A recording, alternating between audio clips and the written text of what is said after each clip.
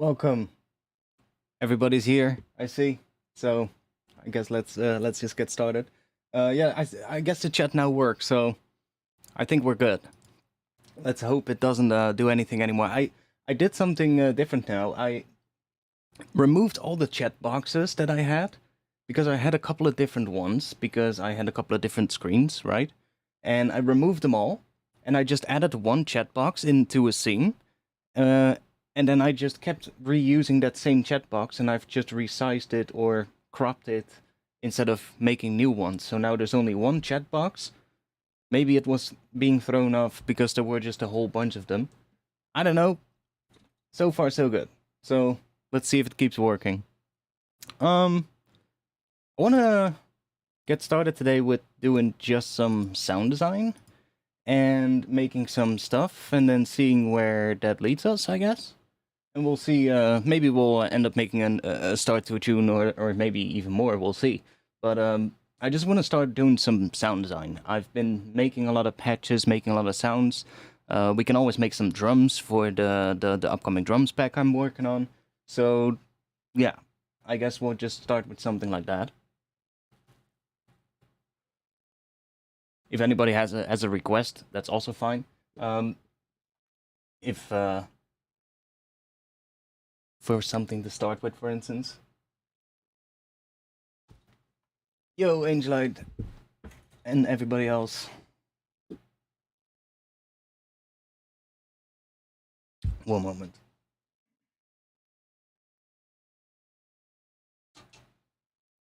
I think my vape is charged. Yeah. Pigments. Well, I actually wanted to explore pigments a little bit today because I've been messing with it a bit, and I found some cool things that you can do with it. So, I think that would be, could definitely be cool. Something with subharmonics? What do you mean with that?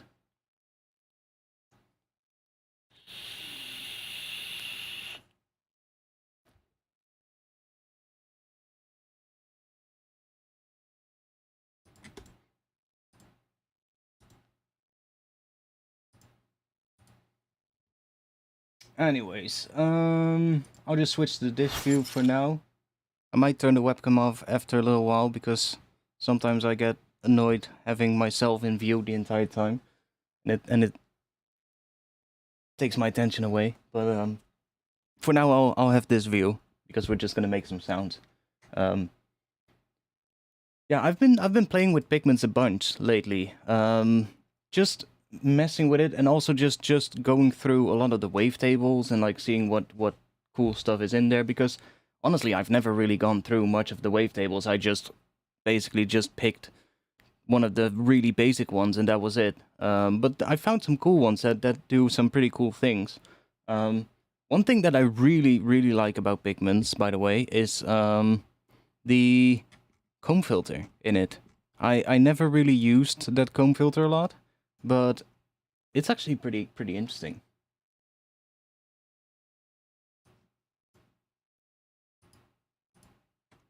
So, one wavetable that I kind of like, I think it's Additive Twin. Yeah. So this one is kind of cool for like simple sine wave patches, but that are not like a pure sine, but like a couple of intervals. Or like, it basically is the harmonic series that this follows, but just slightly different from like the regular harmonic series, I guess.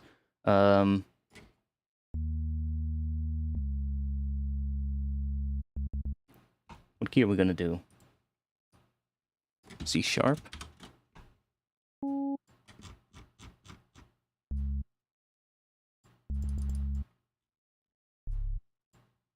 Sure.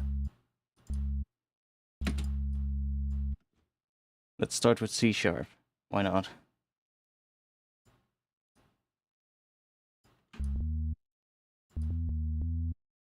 Let's just make a little...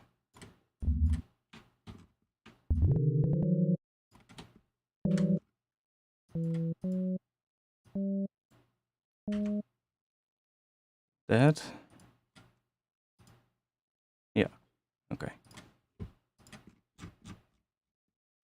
Just so we have something here.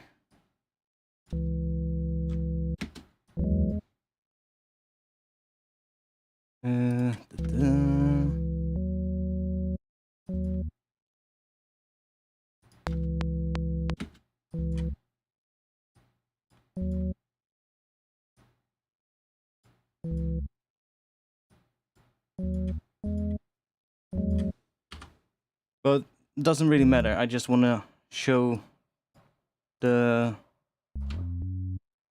I want to play around with that wavetable. Let's just bring the scale up real quick.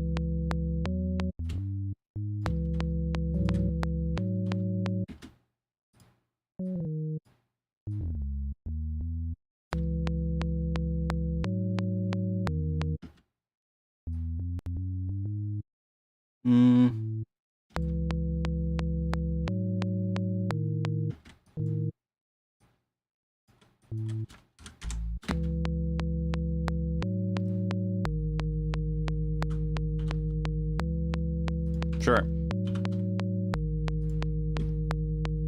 Sounds kind of interesting. Why did it stop at the end there? Don't know, maybe because I opened pigments, I don't know. Like, this wavetable kind of follows the harmonic series, but in a different way. So, if it's down here, you can kind of see, you get two harmonics. You basically get the first one, the fundamental, and then I think the octave. Yeah, so you get the fundamental and the octave. But when we increase this, it might even be easier if I just play one note. See, so you get fundamental and the octave. But then when we bring it up, you can see we get the third. And then at some point the third gets louder than the second. See? So you can kind of balance the two as well. And then if we go further up, the second goes away. The second, or what is that? The first harmonic, I guess. So here we have the root, the first harmonic, and then the fundamental, the first harmonic, and then the second harmonic. And then here the first harmonic goes away, and then the third harmonic comes in. And then at some point, they come in all three. And then you get like, see, it keeps sort of like increasing, which is kind of cool, especially if you layer that with a sub. You can make some pretty nice patches with that. But like even for like an intro sound, something like this is pretty cool. What was I thinking about earlier? Let's see. Not sure if that's gonna work with this patch. Maybe if I do...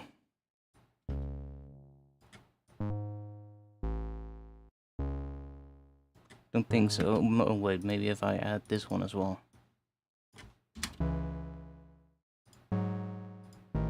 Let's add that one back. Let's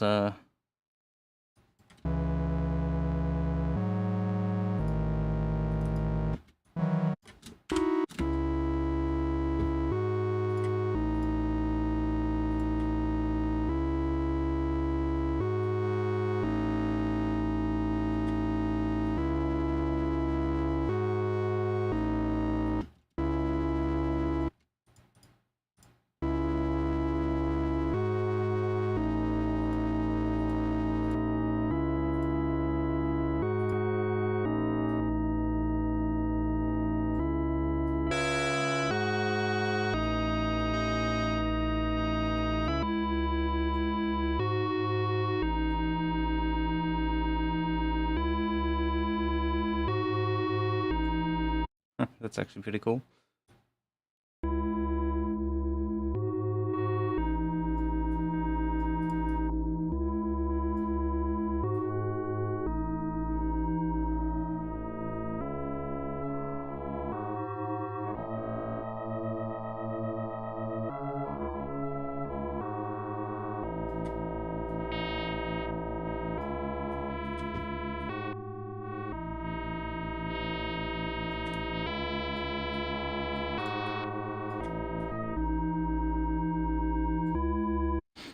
But like, let's just I don't know.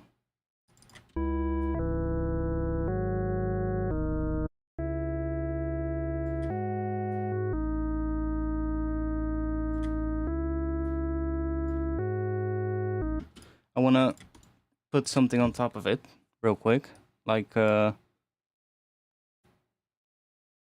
it's per voice filter, so useful. Yeah, yeah. Like the key tracking, for instance, being per voice is pretty cool. Because then that way, like what right now I'm playing a chord basically, but the low note is much more low pass than the high note, which is nice. Let's just quickly make a very simple thing. It's probably gonna sound cheesy as fuck for now, but bear with me.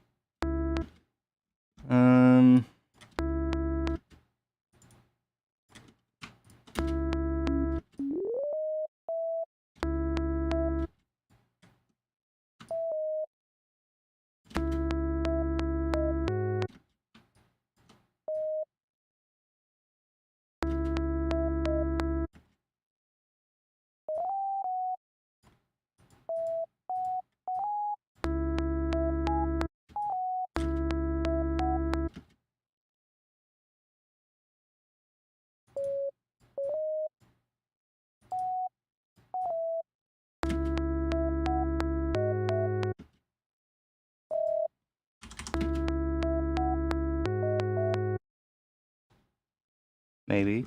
We're gonna play around with the comb filter, but I just need some kind of thing that is basically a little pattern. Maybe, what is this? 4 bars? Yeah, and then it loops, so just like the chords, that is probably gonna be good.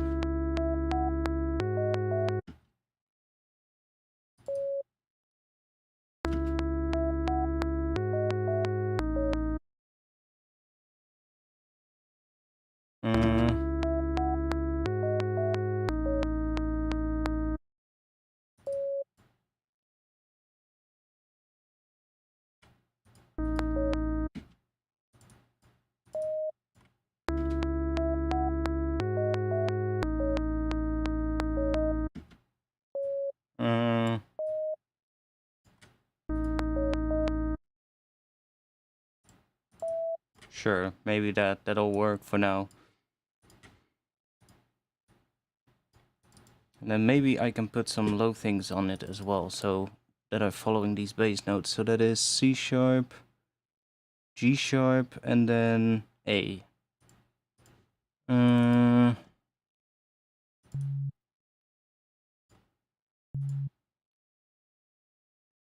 then G sharp right here.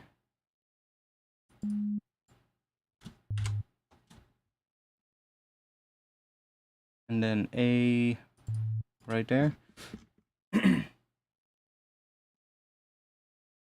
Don't repeat the last. I think I don't fucking care right now. It's just that I need a pattern so that we can play around with this. Maybe I'll make them an octave higher.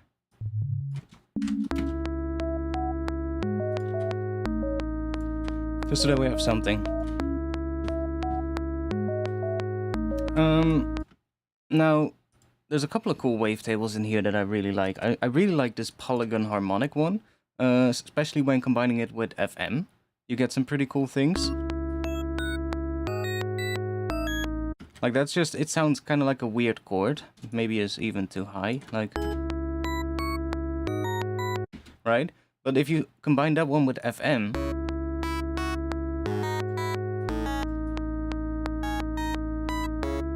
you get some pretty weird... oh, maybe it was phase.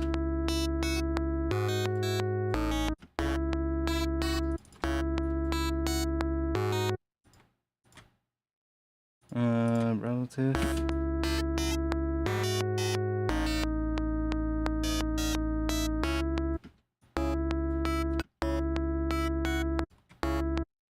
But let's just go...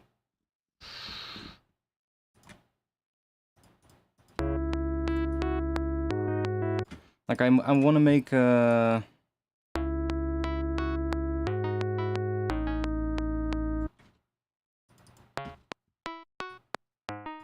And we're gonna run that through, I guess I'll do a low pass filter as well. And let's give it a bit of release. And let's do another one on here.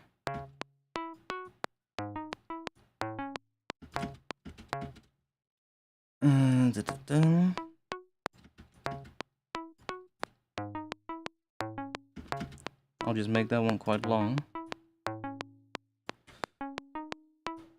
Okay.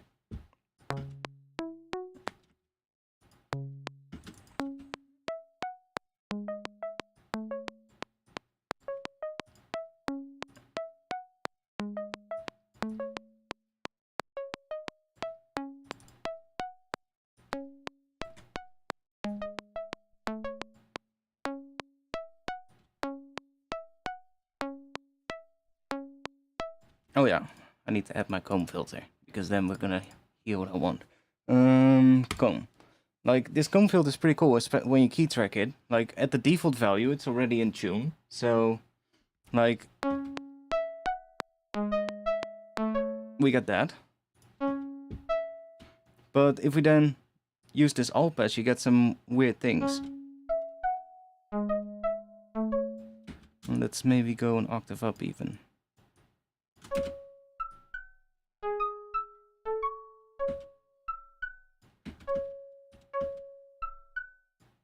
I was using something earlier, I forgot what it was. Maybe I was just using a saw wave into it, honestly.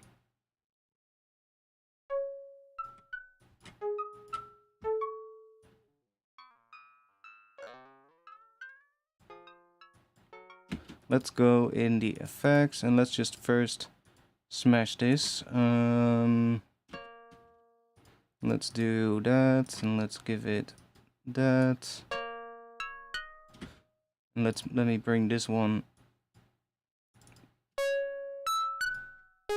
Okay, there we go. Let's go.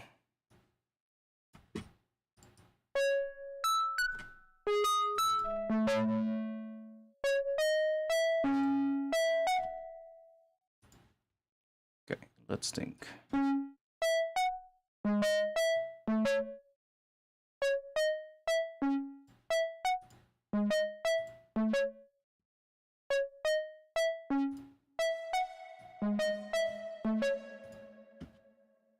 Okay, now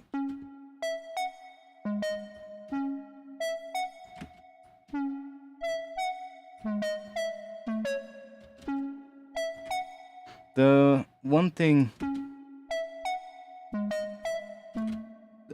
as soon as we bring this away from this position, the only one that I found that also really sounds in tune is one basically twice as much as this, but in between you get all kinds of weird shit.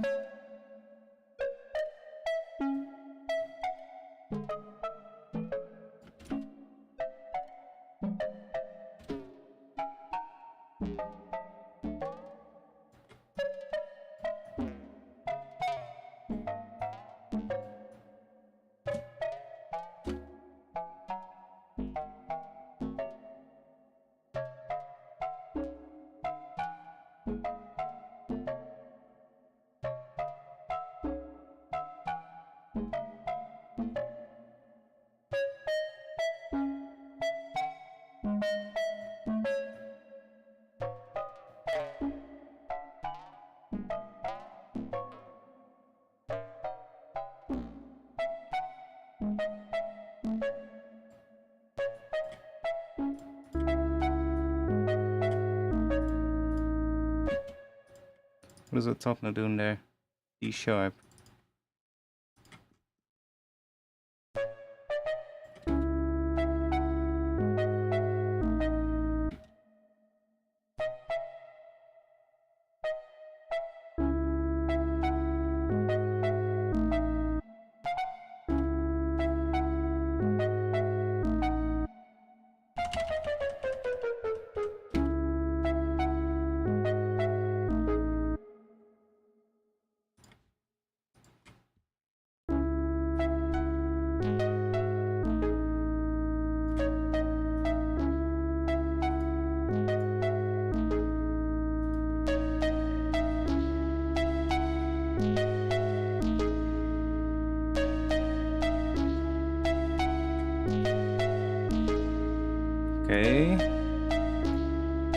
Can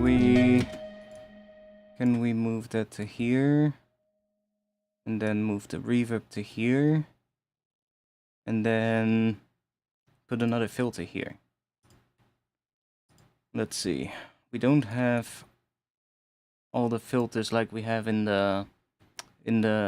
this panel here, but I guess we can still do some filtering here with this LFO or envelope.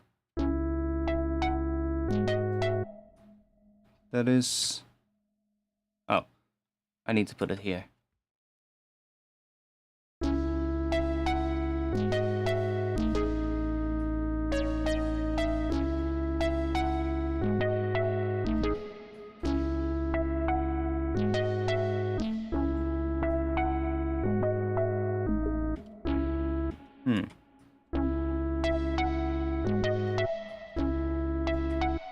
Doesn't want to do what I want it to do.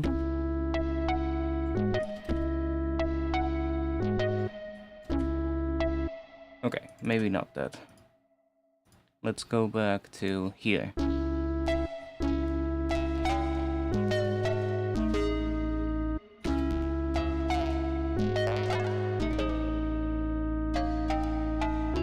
Get some weird shit.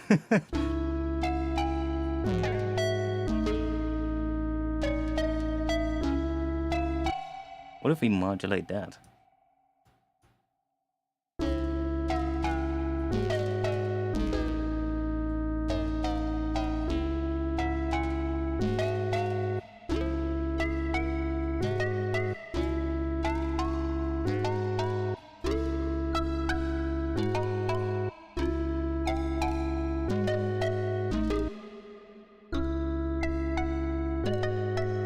Okay, let's try some of these other modes maybe. Let's try the bandpass.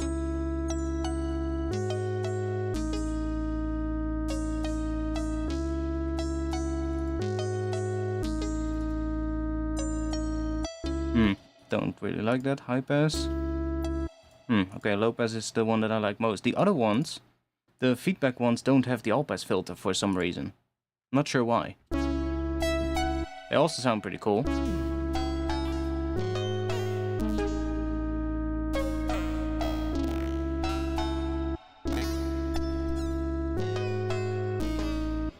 But they don't have the all pass filter, and I'm not sure why they did that.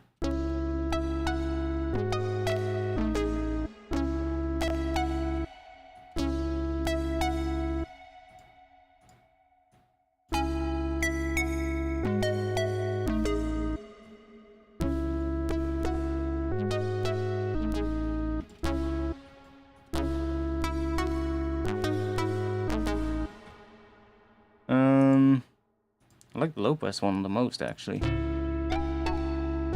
That one has the weirdest things. Now, I also want to see what happens if we flip these two around. So, if we go into here, we can say copy swap, and then we can just say swap. So now they're flipped around.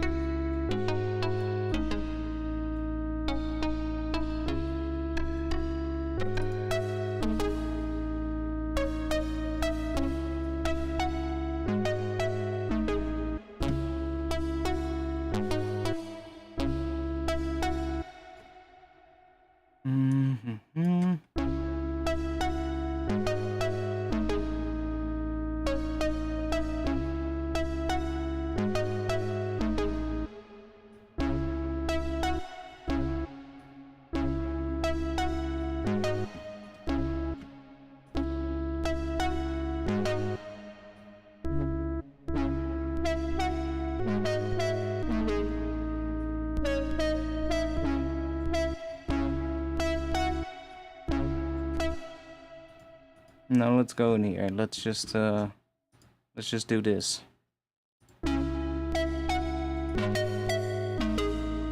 See what that comb filter is.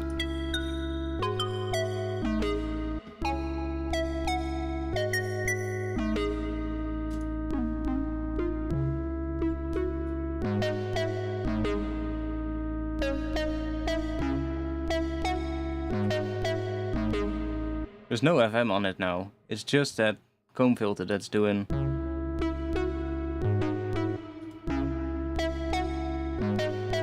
Kinda cool.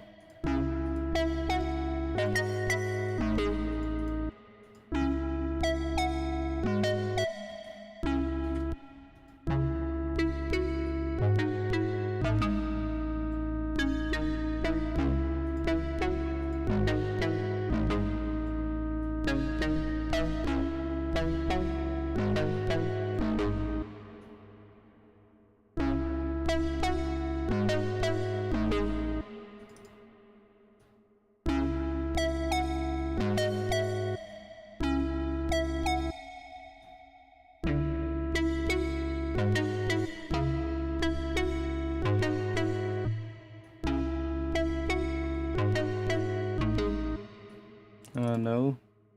This one.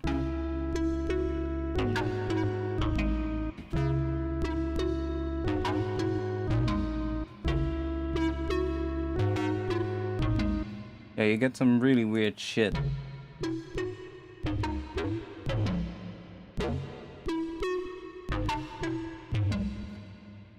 Let's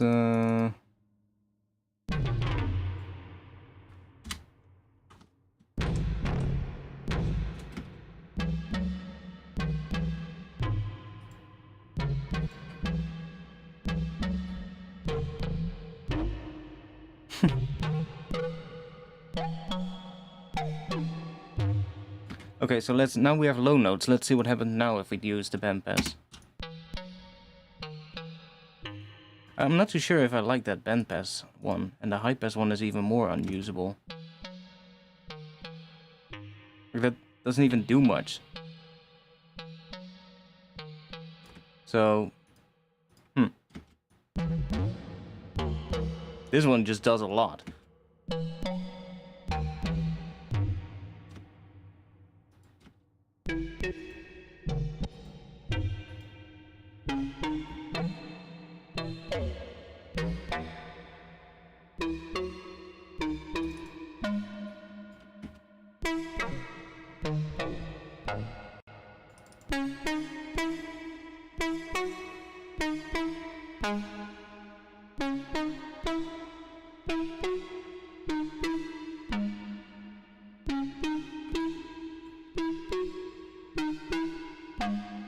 Sometimes it even sounds like not right now, but sometimes with higher notes it sounds even like a mallet kind of sound, depending on what you feed into it.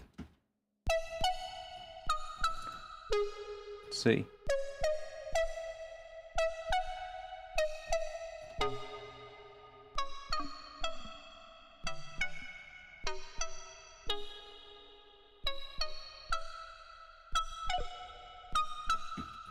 Of course not right now. No. Okay, well, whatever. I don't really like this patch, but let's just leave it in here. I want to make I want to make some kind of an 808 patch. Let's try pigments for that.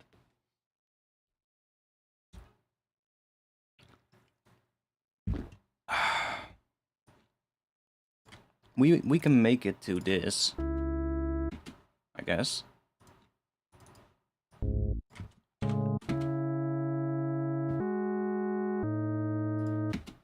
Sure.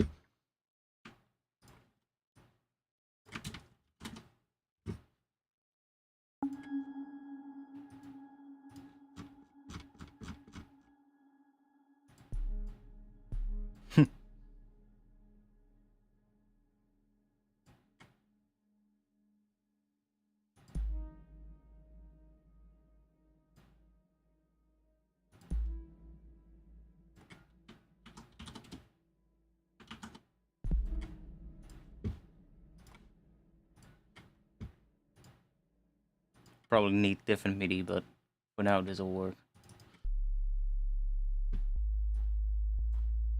I haven't made 808s in Pigment yet, so let's see.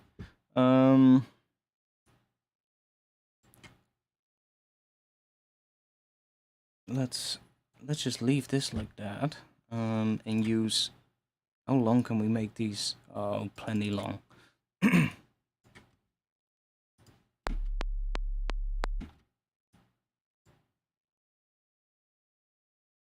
That is 2, 1 bar. Okay. I guess 2.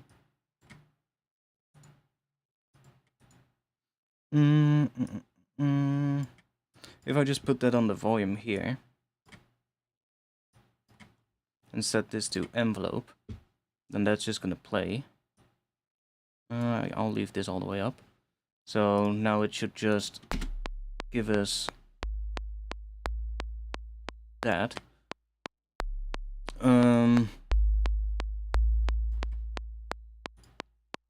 Let's use another one. And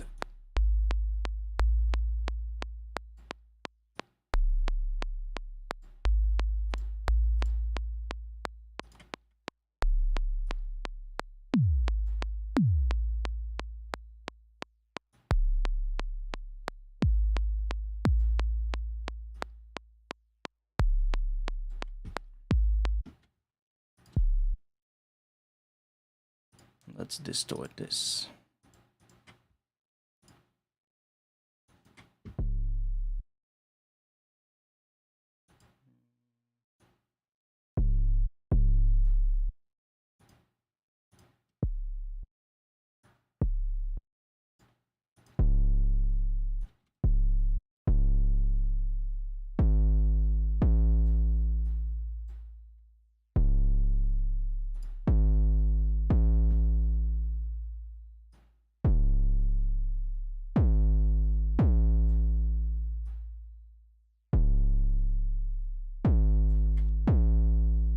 Now we can go in here, bring it up quite a bit, then we can choose macro 1 with a maximum amount, and then that controls how much we get. So that is going to be our pitch envelope.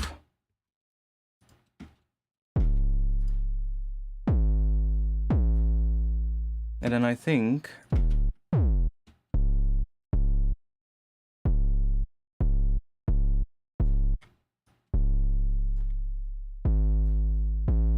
having that as well.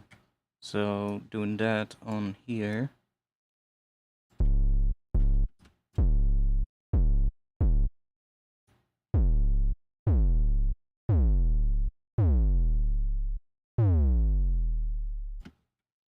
Quite a lot, I think, because you can also do that.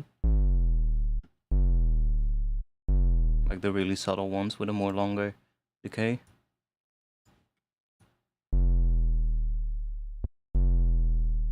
See, that's also pretty cool.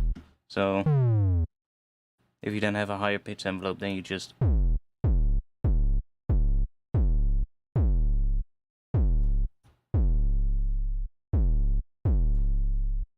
okay, so that's gonna be decay time.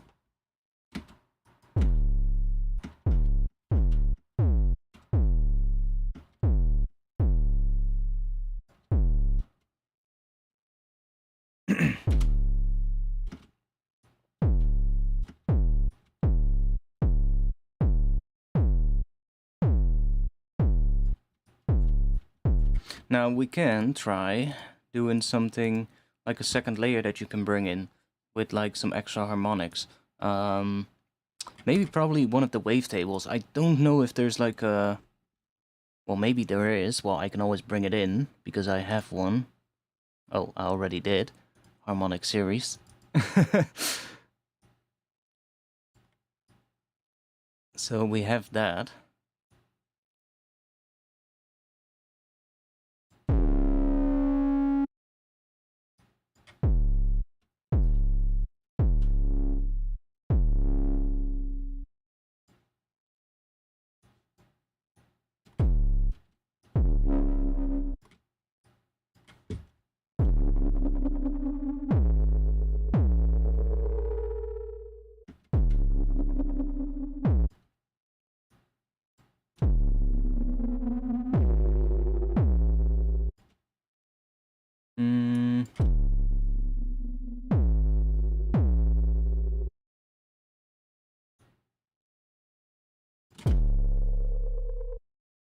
see if we can.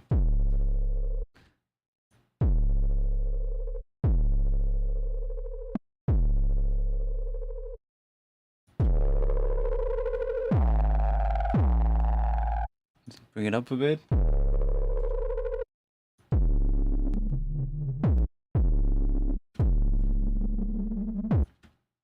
See if we can make it nice.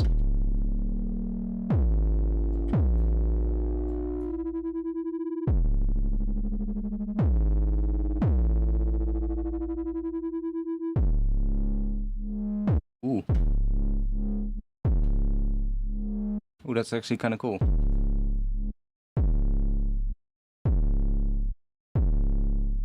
But then it kind of needs to... Ooh. We have this. If I bring that down and then bring this up and put that on here.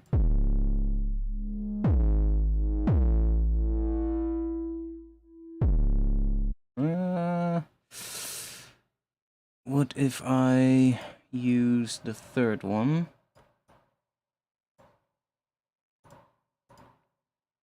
And then let's set that to, what was it, 2? Or 1?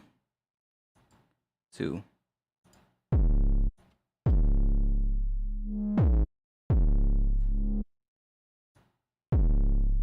Wait, I can do it a different way. Let me find a place first where it sounds cool.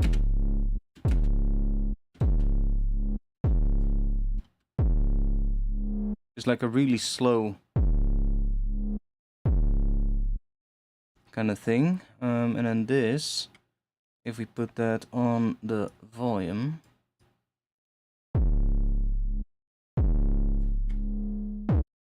then we can set that to envelope mode. And we can use this to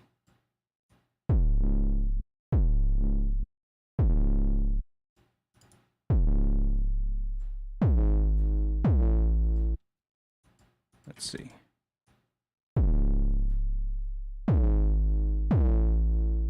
Why is it doing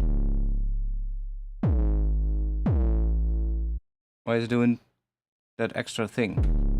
Is that, oh, that's the detune, of course. Here we go.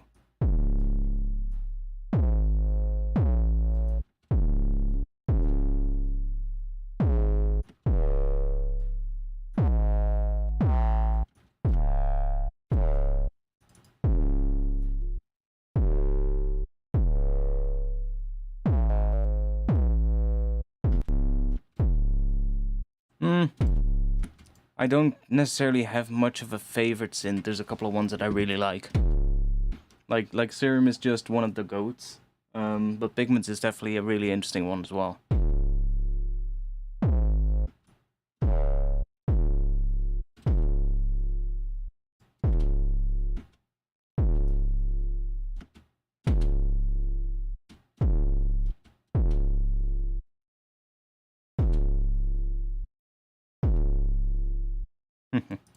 It's kind of cool. If I put that on here.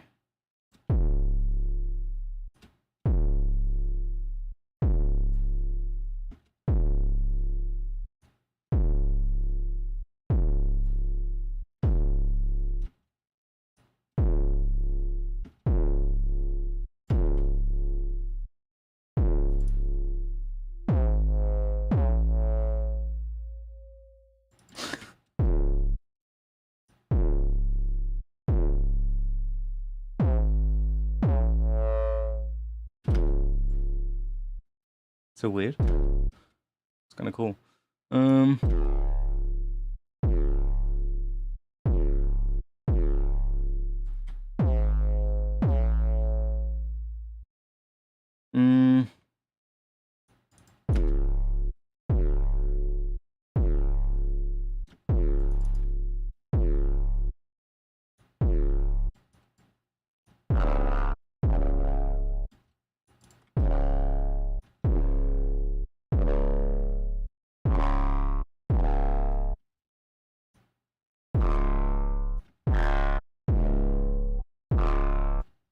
Oh wait, maybe we should have a filter when we do that as well. See what happens.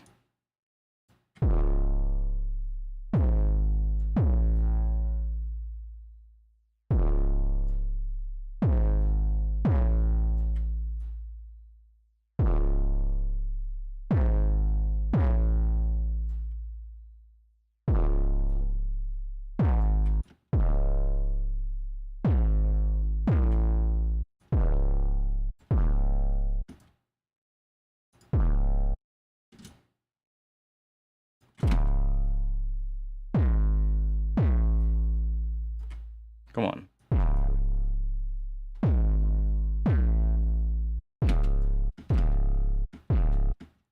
Do something cool.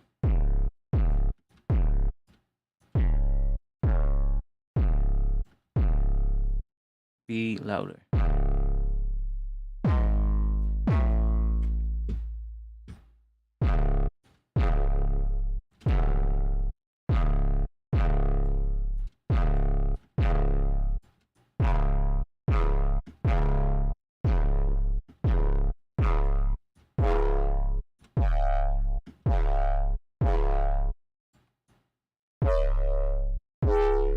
That's standard Foghorn kind of thing.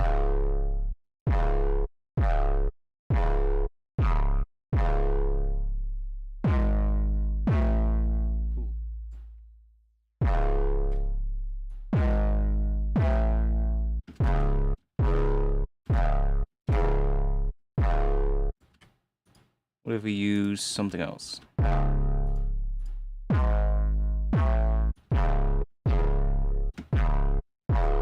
We can also go to this one, which is going to make it really weird, but because we have a separate sub, we might be able to make it work. Okay, maybe not. Or maybe we can. This one makes it completely out of tune, like...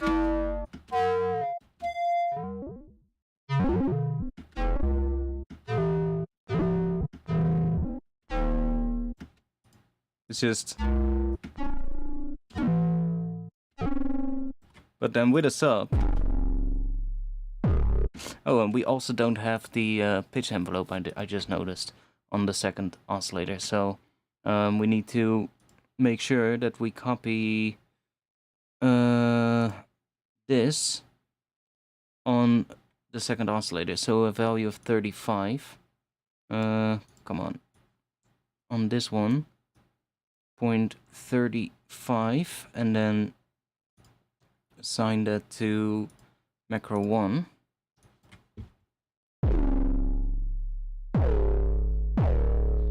Maybe I don't even want that, honestly.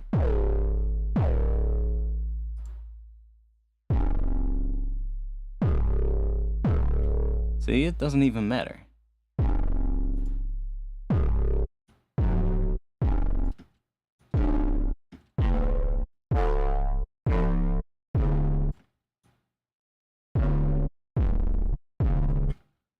Can we go higher?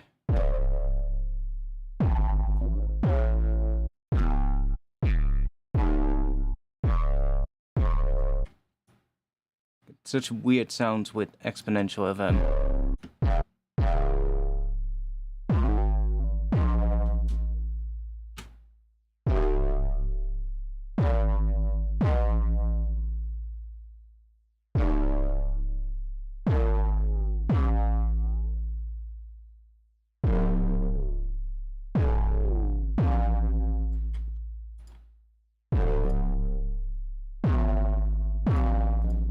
I wish they added like a little plus and minus button, just like they did here, next to this, so you don't have to open it every time. That would be so good, so you could just flick through it. Arturia, if you're watching, do that. That would be so good.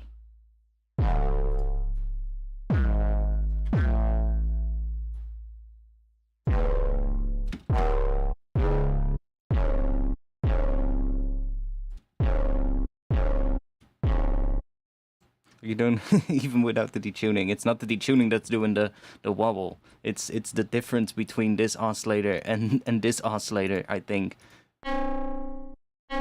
It's a little bit in this one as well. But like, look at all that bass. Holy shit. I might even, just to make sure, let's click here. Let's do copy, swap filter 1 and 2. So now this is here. And then I'm gonna send oscillator 1 straight into filter 2, so it's bypassing the filter 1. And then filter 1 is gonna go in, oscillator 2 is gonna go into filter 1, where we're gonna have a high pass. A high pass 24.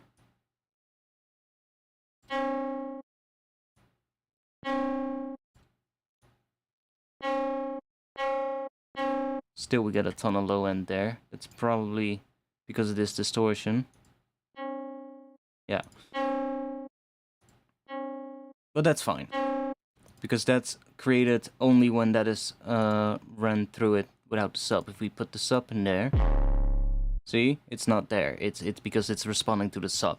But now this is high passed, so that we can mess with this, and then that extra sub is not interfering with the sub that we have. And we can get a lot more cleaner tones, actually.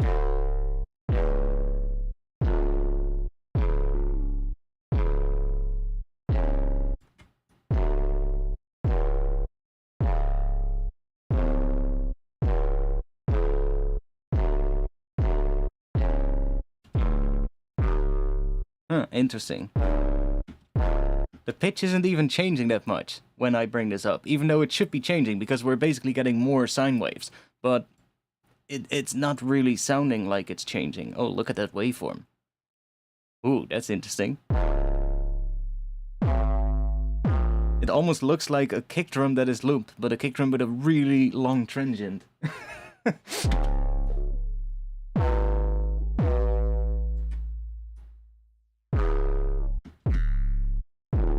Because if we have this all the way down, so you can hear it's just following the harmonic series, so it's kind of changing pitch. But when we add this,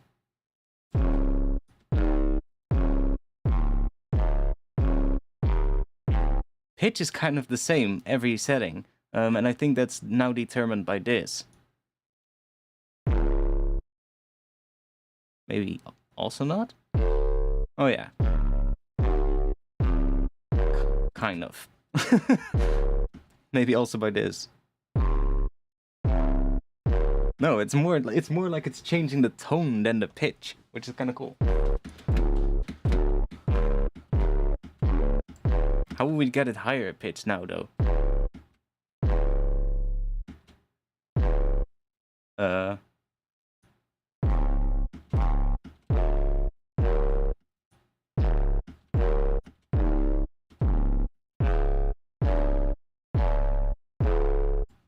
How do we now get it higher pitched? We don't? Oh, maybe if we bring these all up. Yeah, it does get higher.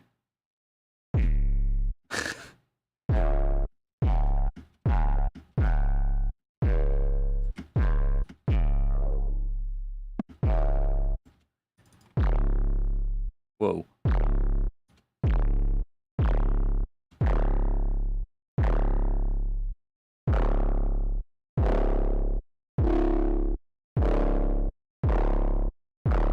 You can kind of see what it's doing.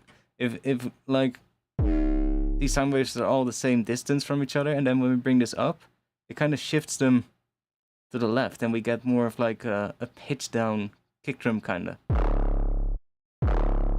That's interesting though.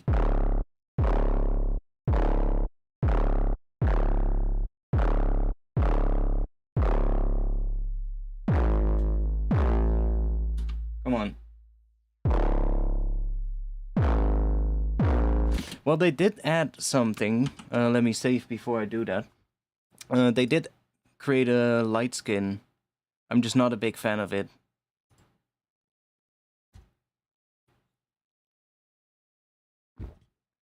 I like dark skins more to begin with, but I wish they would just add a feature like, oh my god, my fucking eyes. I don't know, man. A lot of the things are just really hard to see on this one. Like, the grid lines could have been a little bit darker here, you know, stuff like that. It's just, and especially the combination between this light stuff here and then this darker bar right here adds this huge amount of contrast, which is just, yeah. And especially, of course, with my dark Ableton combined, it just makes it look even worse. But I wish they just gave us a way to affect, I don't know, the colors and shit. Yeah, this one is just hard to read, in my opinion. There's a lot of things that I just make it hard to see compared to the dark theme. So, like, this one is just easy on the eyes, in my opinion.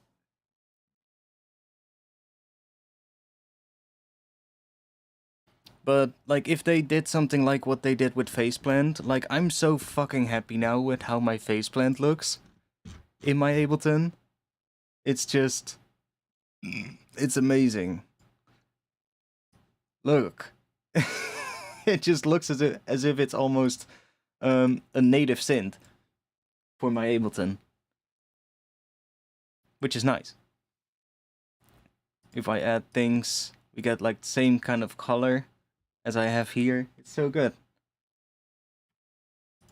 I wish they did something like that, where you could just, I don't know, use like a text file where you change the colors, but I think the interface is based on like images or something, so then it's a little bit harder to do. Whereas Faceplant is more like a vector-based interface, I think, so then it's much easier. It's the same thing as with the Ableton interface itself, which is also vector-based, so it's really easy to have it change the colors. Yeah, I really don't like the look of this light skin that they have for this one. It just, I don't know, just doesn't work in my opinion. And I studied graphic design, so I mean that might have influenced my opinion about that as well, because I can be quite annoyed by stuff like that sometimes.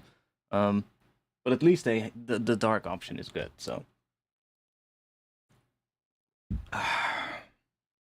I have been playing around making a new skin for Ableton. I want to make a skin that's more like black and white, in a way, or more like black and gray, I guess.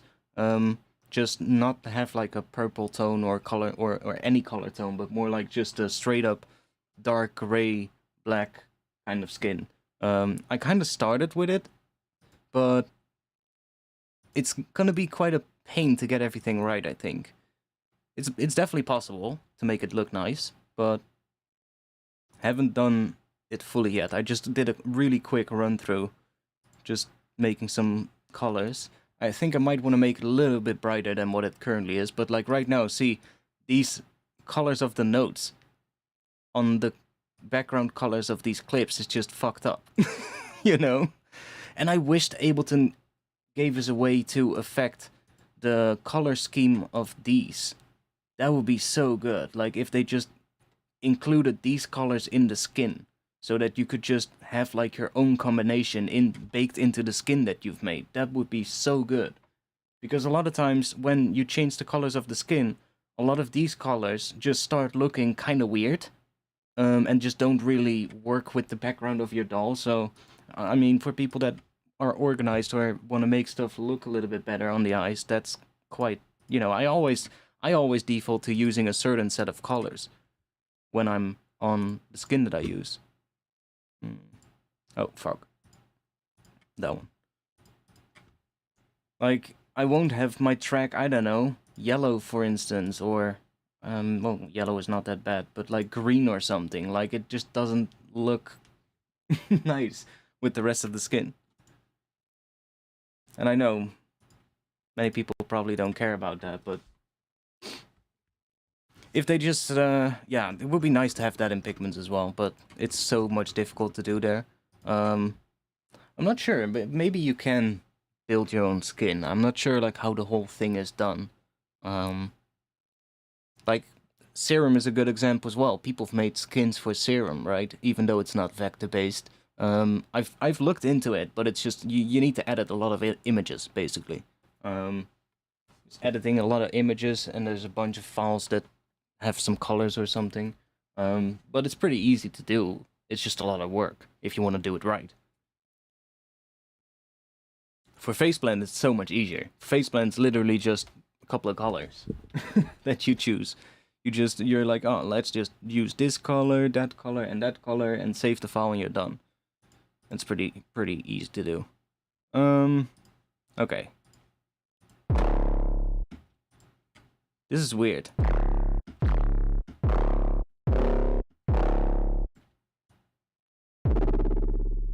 Ooh.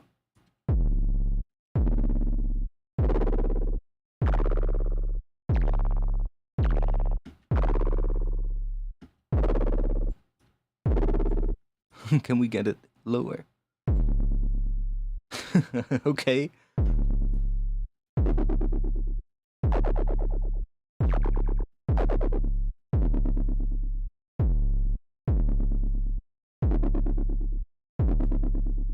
That's weird.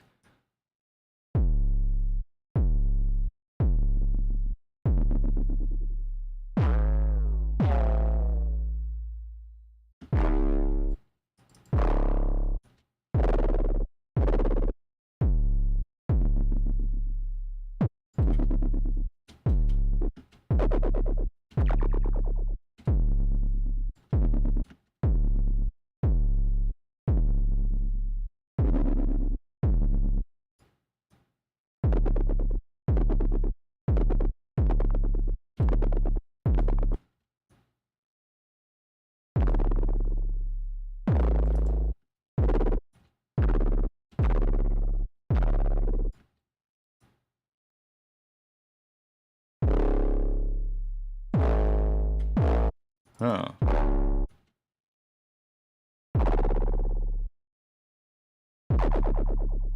Kinda got the same effect, but then slightly different.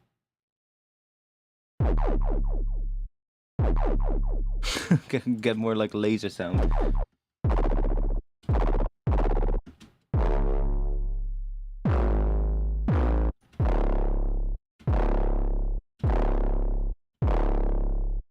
If we use... Okay, that sounds shit.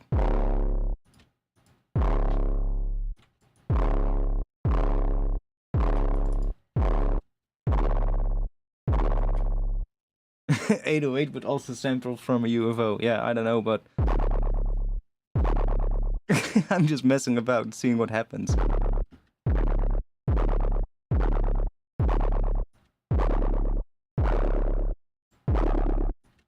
What else do we have here? Ring mod?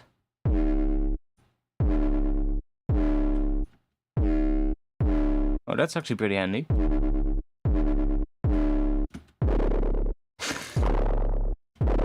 Back to the aliens.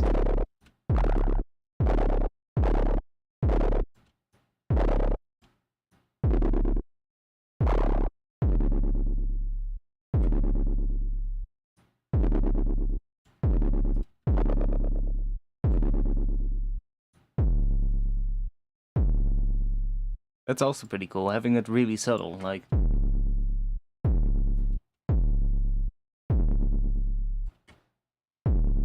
So where's the phases or the fine tunes are all the same, so it's literally coming from this now. Or no, from that.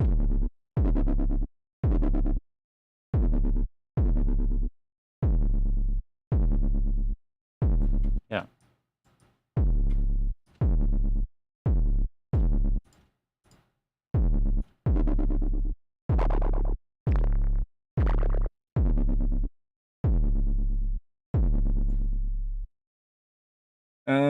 No, it's called millimeters. It's not Vision 4X. That is on my master though, but I don't have it open right now.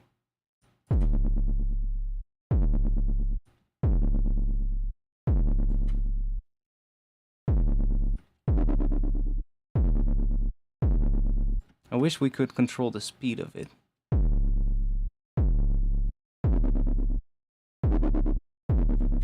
Can we?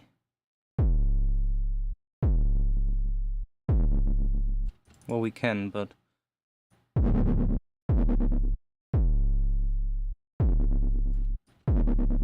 So it's also... See what it's all removing down there?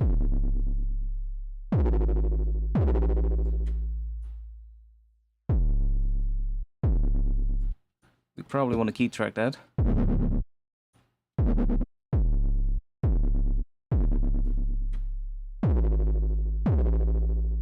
Yeah.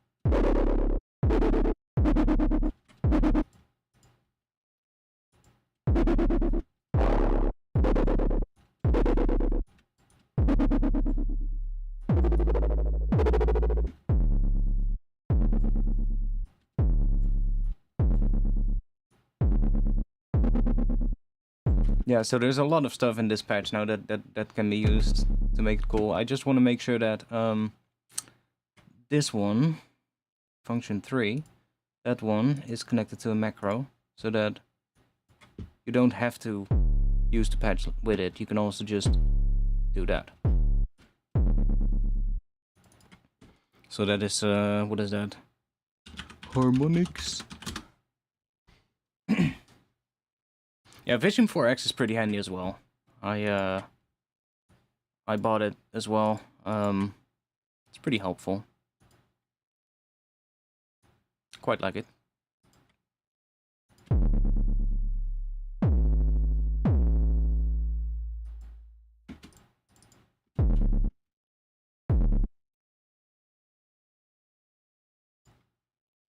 Now, why I did the patch, by the way, with did I do that? With the functions on the volume and not using the envelope, is because now I can also make it really short, like that. So if I just have the macro down, I can also just do like a short hit, and then it basically just stops wherever I make the note stop. So if you want to do a pattern where the 808 goes up until, let's say, let's put some drums in. Let's just put some drums in, and let's see if we can start making a little thing. So for that, let's make some drums first. That's what we first need to do. Let's do Serum, because Serum is still my go-to synth for making drums. So let's do Kick.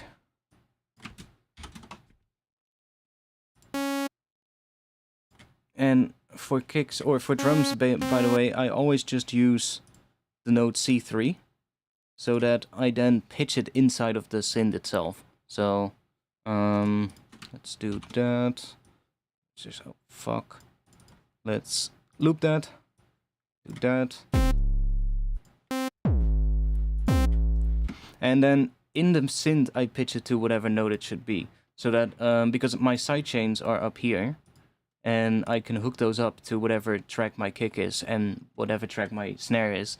And in here, it generates a noise file, where it generates noise. So I just want that to be the right note. And then whenever I put something in here or somewhere else, I just know it's hitting a C3. I don't have to do all kinds of weird shit with the pitch and the MIDI notes.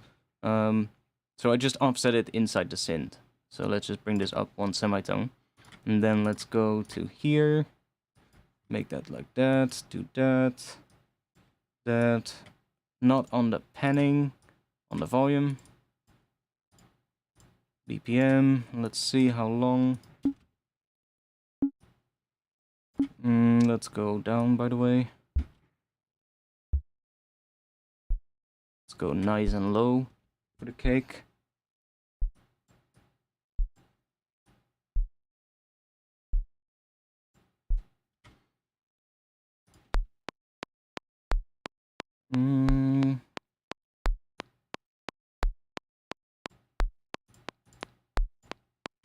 Okay, second one on the pitch. Same thing. It's very easy to do, to make sure, like if you want to make sure your note ends on the right pitch, you just make sure that the pitch envelope is either the same as this one or faster. So 9.3. Let's put this one at 9.6 so that we know at the end it's hitting this point, which is C sharp. And then we can just bring that up as much as we want. And let's turn that off.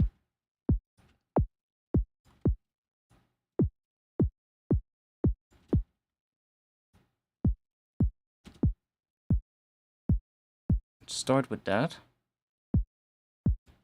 So I'm listening to mostly the bass in the tail, and the tail is not really that long. I can actually probably make it a little longer for now, so we can hear that a little bit better.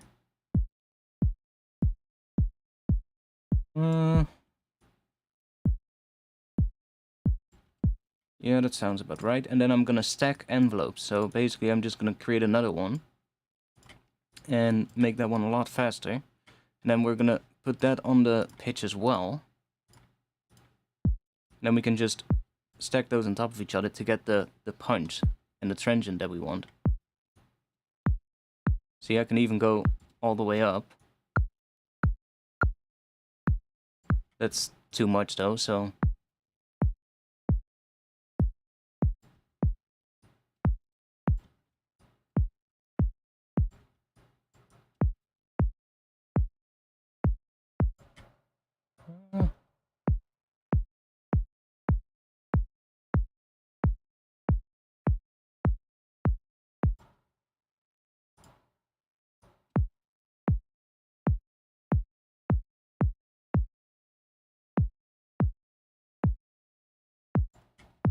maybe a little better, like that.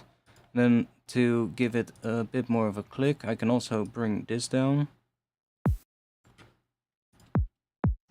That should make this one a little bit clearer.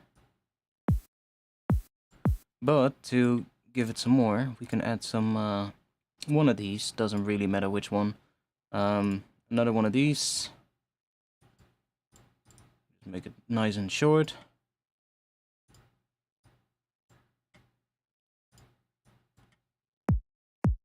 Right away, you can hear we get a click. We don't even need that much.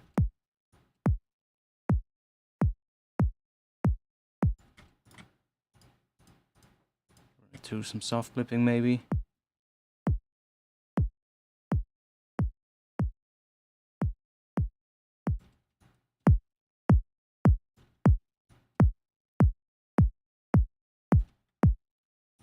Starting point for the kick. Okay, clap. I'm not gonna make a clap from scratch. I think I'm just gonna use a clap for now. Then maybe we'll add a transient to it later, but I'm not gonna make one from scratch because I don't feel like that. Let's see. Do we have stuff in here?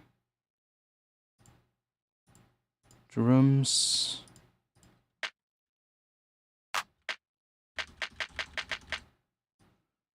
Let's just start with a couple ones, see what we get.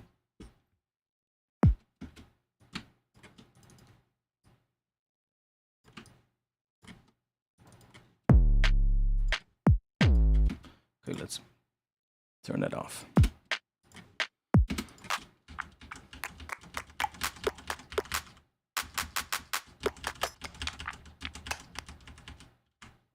Different folder.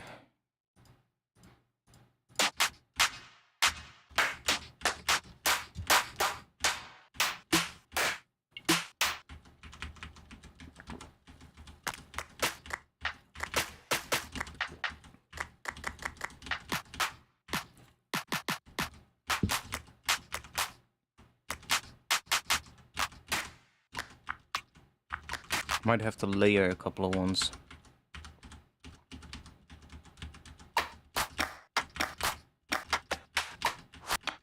Needs a good amount of high end, but then also some, you know, a bit of crunch.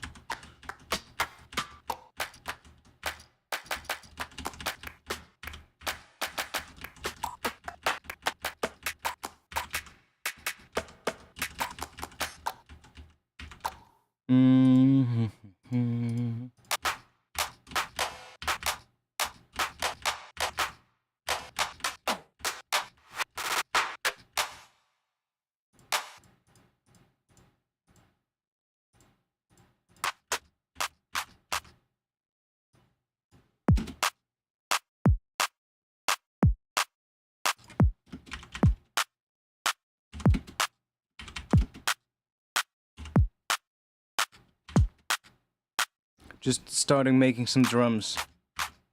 I'm just looking for a clap that I like.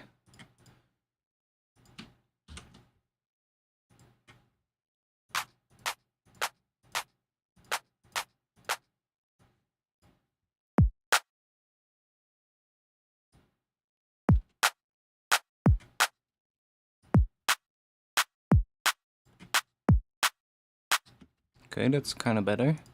Let's EQ this one.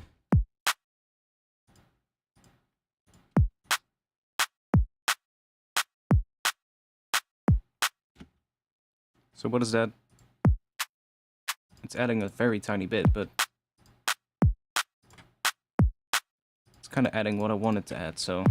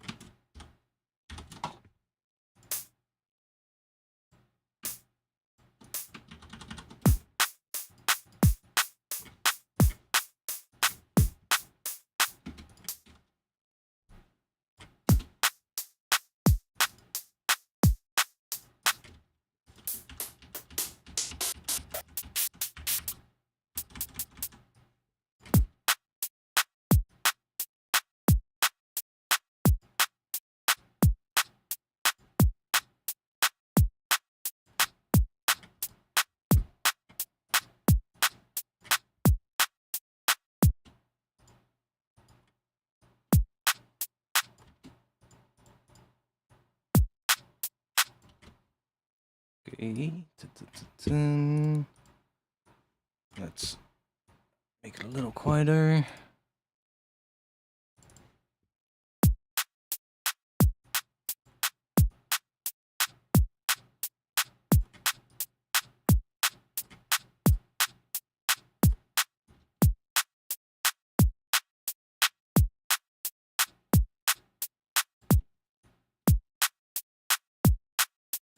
That'll do for now.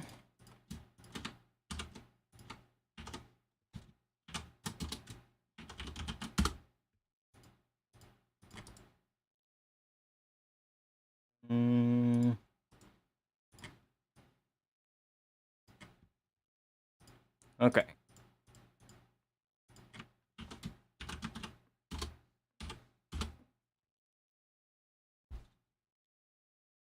But now I call you? What?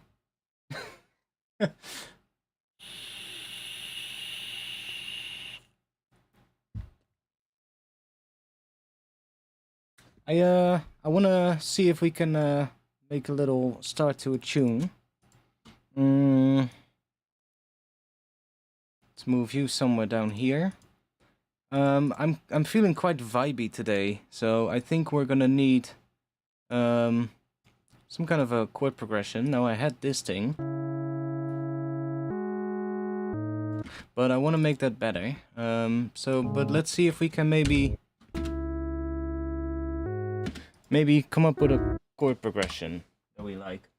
And I will do that to the drums actually, so that I can hear what the, how do you say it? What the pattern is, I guess. How it falls with the pattern of the drums. Especially to the snare, when the placement to that. But let's see.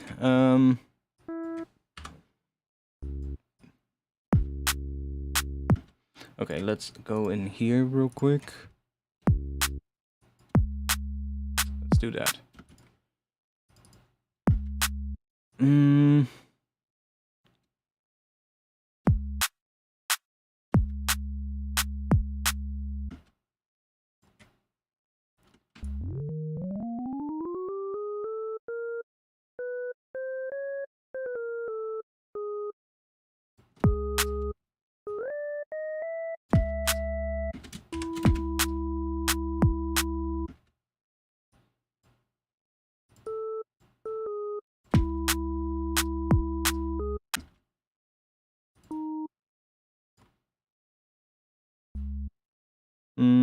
What is that? That is...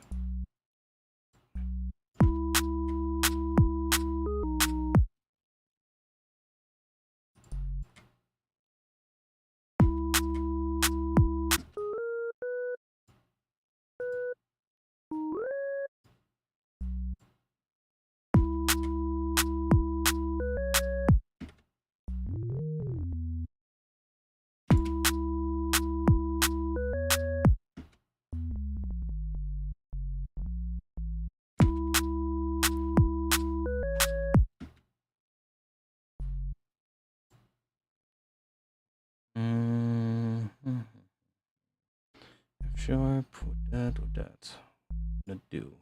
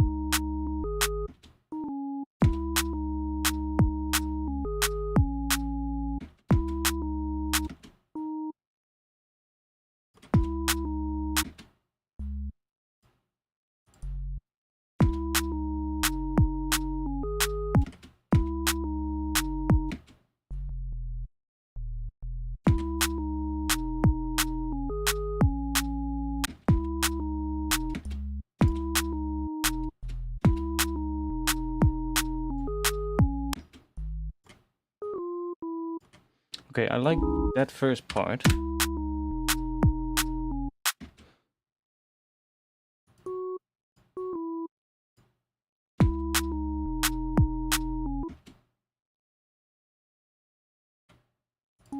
Wants to go to there.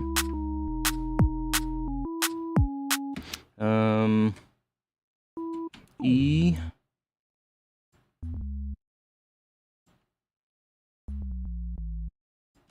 I guess A.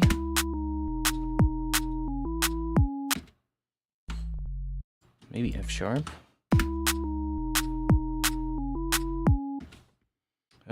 What do we have here? C sharp. So that could be A underneath there. That creates a major interval. That would be the fifth. Then I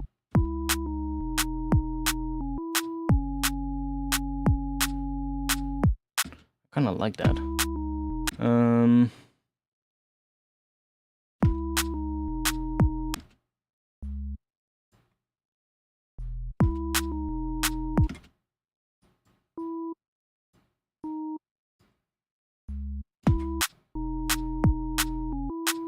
Ooh, wait. That's kind of cool.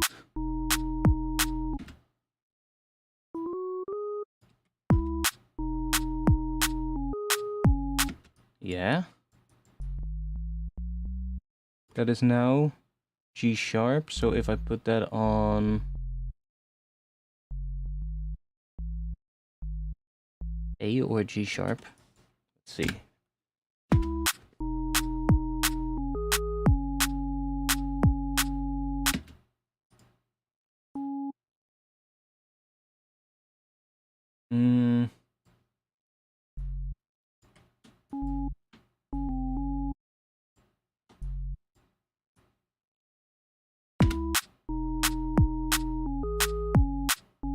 No, let's just continue that.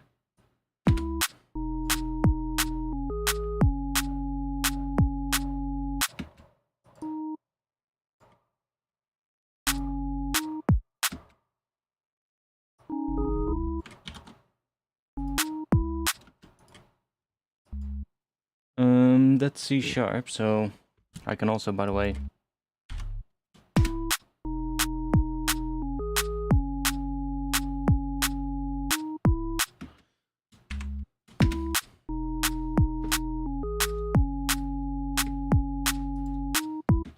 So this is E and C sharp. What does it sound like if we go to A there?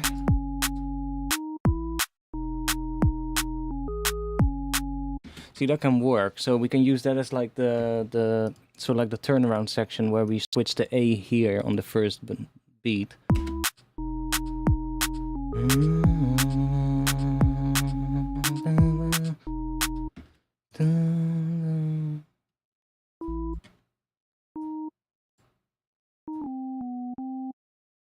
Yeah, that's the harmonic minor.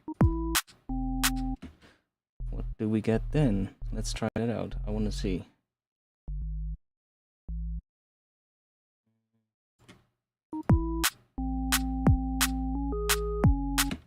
Ooh, could maybe use harmonic minor as well somewhere. Let's just duplicate this.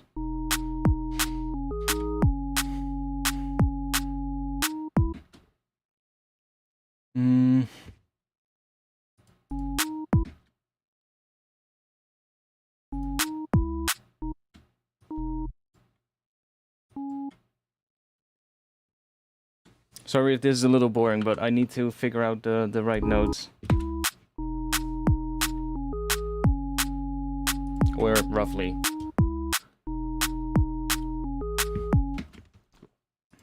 So maybe we want to change the last one here.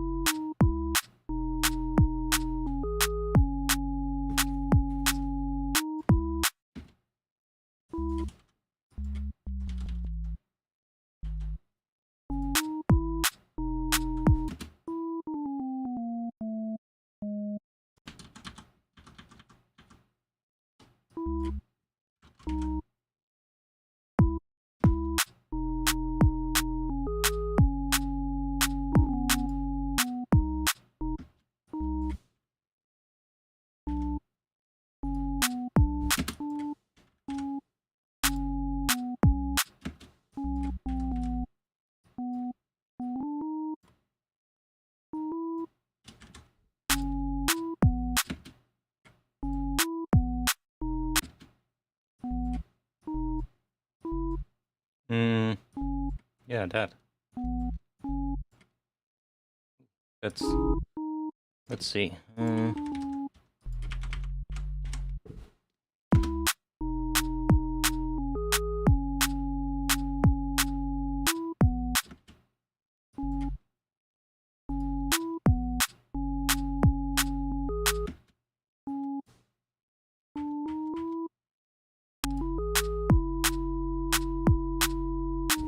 But then this is all the same, so that's, let's see. A, F sharp, and this is C sharp, okay.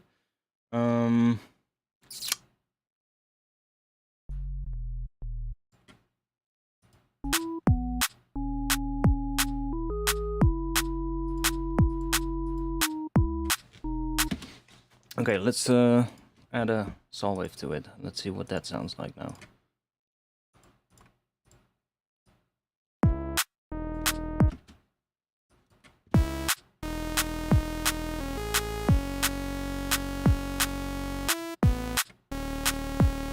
Okay, I don't like that last section.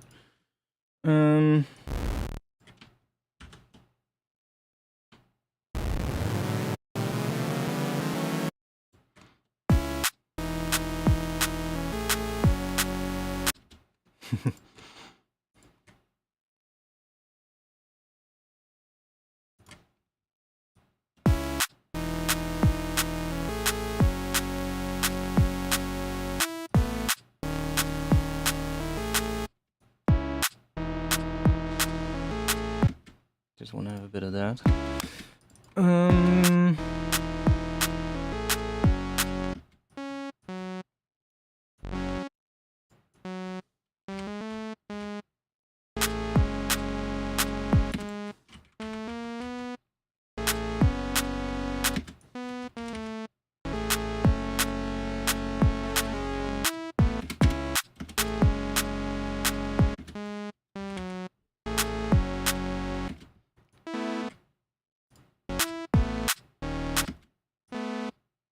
Okay, that is doing that now.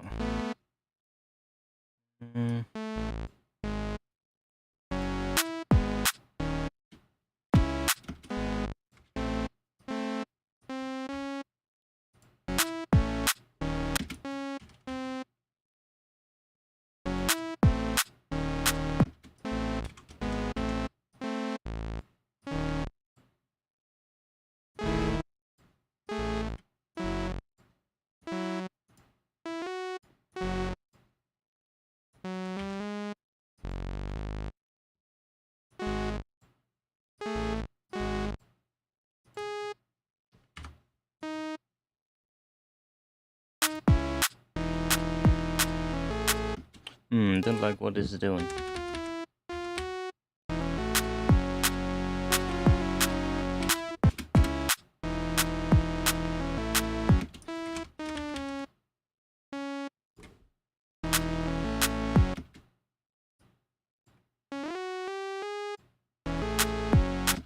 Wants to go to there. Let's take that off.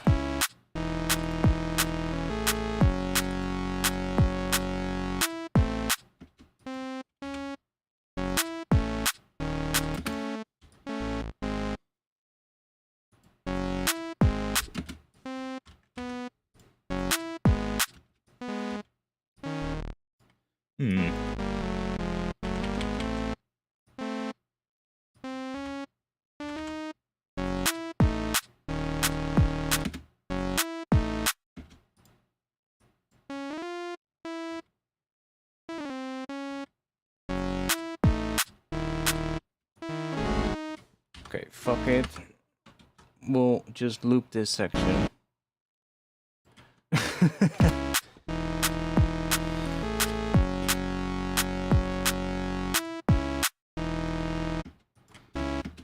And let's go back to this one.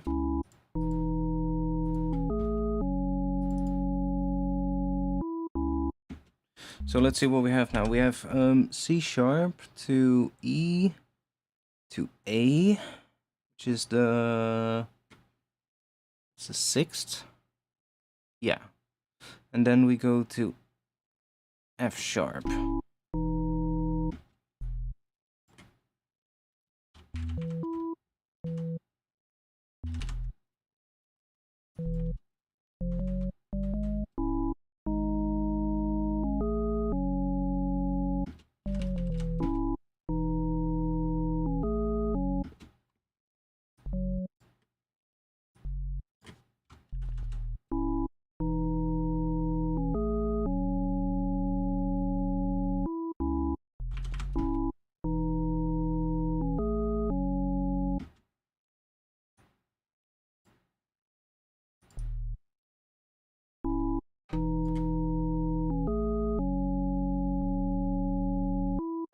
So you can easily change the bass note of that chord, and by doing that you're kind of going down, so no shit. No, you're creating a different chord when you do that, so you don't really hear it that easily because this doesn't have much harmonics, but okay, that sounds shit.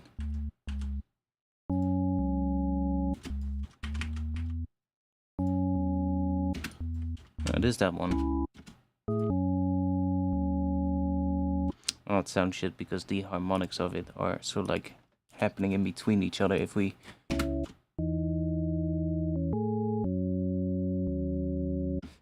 just have a sine wave,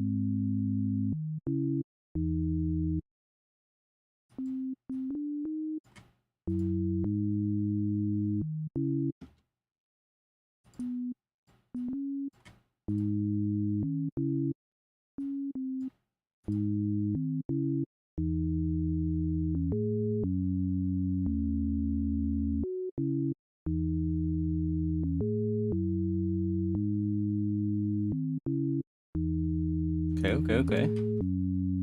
Kinda works.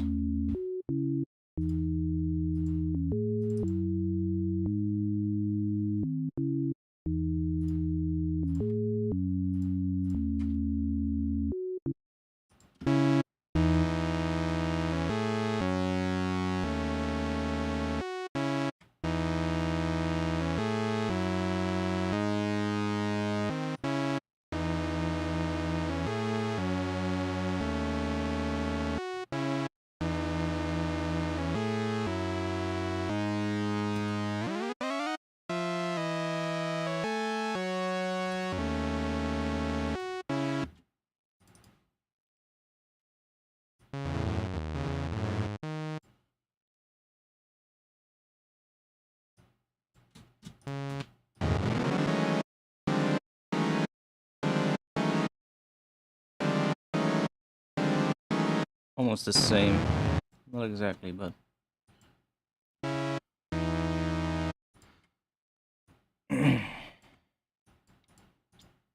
We're not really getting anywhere yet. But okay, let's say I'm what are we gonna do? One moment. I'm gonna go and take a piss. That's one thing that I'm gonna do. And I'll be back in just a little bit. And I'll put something on real quick. Let's see. We have something for you guys. Which one? Ah, fuck. No drums.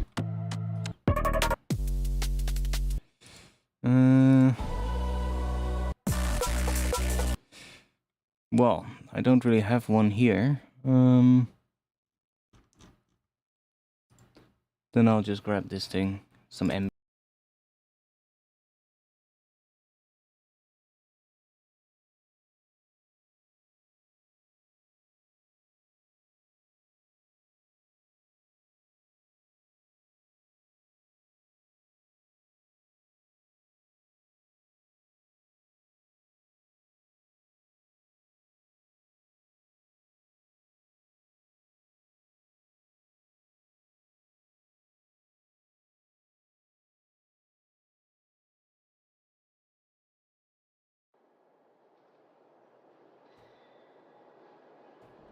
Oh, how long did I have the mic muted?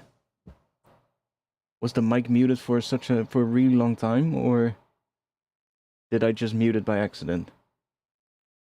I just saw when I wanted to mute the mic, I saw that the mic was muted. So, oops. Anyways, I was saying I'm gonna take a piss, and I'll be back in just a little bit. I need to go and grab myself a new drink, and I'll be back in just a little bit, and you guys can listen to this. And when I come back, I want to see if we can actually make a little bit of a tune, or at least an idea for a track. Doesn't have to be perfect. Doesn't have to be good. Let's say that to begin with. We're just gonna make something and see what happens. But I need to go and grab myself a drink. I'll be back in just like a minute or so. And yo, Kenny, one moment.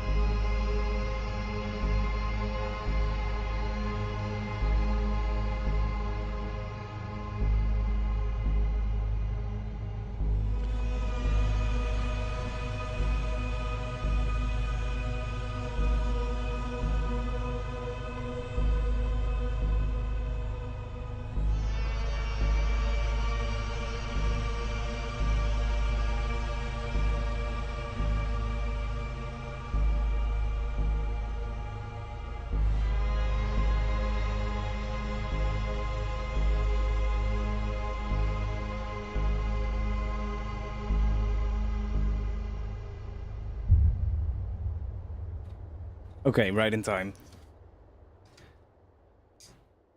Why the fuck is there a piece of onion skin in my drink? Okay, that sounded really weird. There was a piece of onion skin underneath the little lip of my drink. The fuck?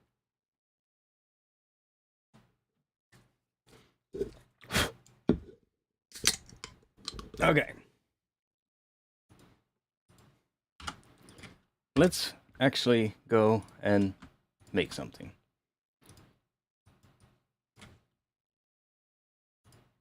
I'm gonna switch to this view for now, so you can see a little bit of the browser as well. And let's just do something. I'm gonna start with just a piano, because I want to have something that indicates the pitch that we're in. And I do feel like making something a bit vibey, so I guess a piano is always gonna work. I bought this library, which I really like. I love a good felt piano, but I was looking for a piano library that had a way to control the width of the piano, because one thing I hate about piano libraries is that a lot of times they're really wide, and when you sum them to mono, they sound really thin. They just lose a lot of their character and they just sound super thin, and it just doesn't sound nice. And a lot of times I'll have to either resort to using just the left channel or using just the right channel, and then just pick the one that has the most amount of texture. But then sometimes but then sometimes the left channel sounds better on one note, but then on a different note the right channel sounds better, which is just, it's so annoying. And then every now and then you find a library that just still sounds kind of decent when you sum it to mono.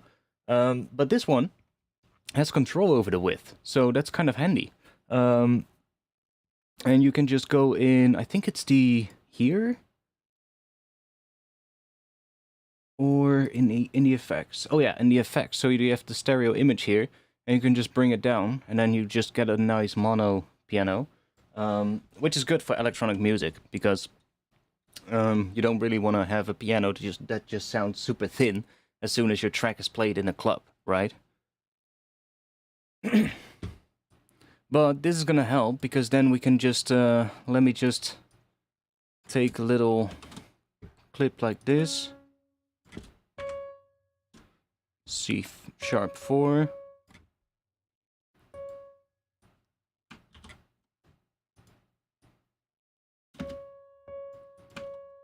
And we'll just have that in the background of the intro so that we know what the root note is. And just by extending that through the intro, I think it's already gonna give us a nice sort of like extra tone to that intro as well, and then just maybe add some reverb to it.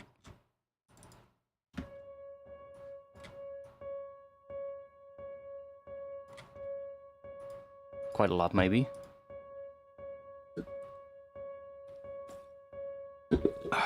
Okay.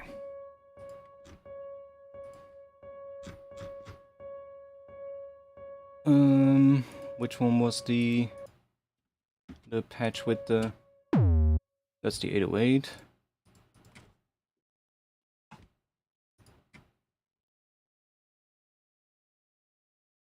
Okay, that's not doing anything. That's that thing. And I want this one.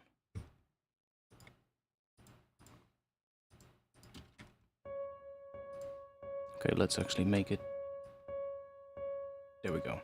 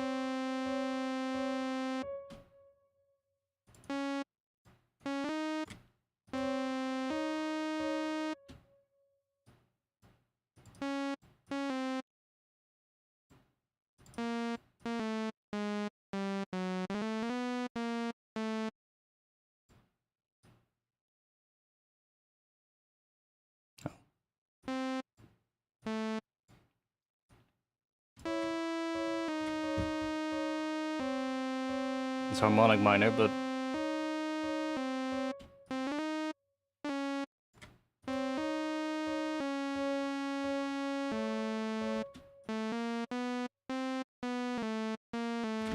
I'm not sure if I want to go harmonic minor, but let's see.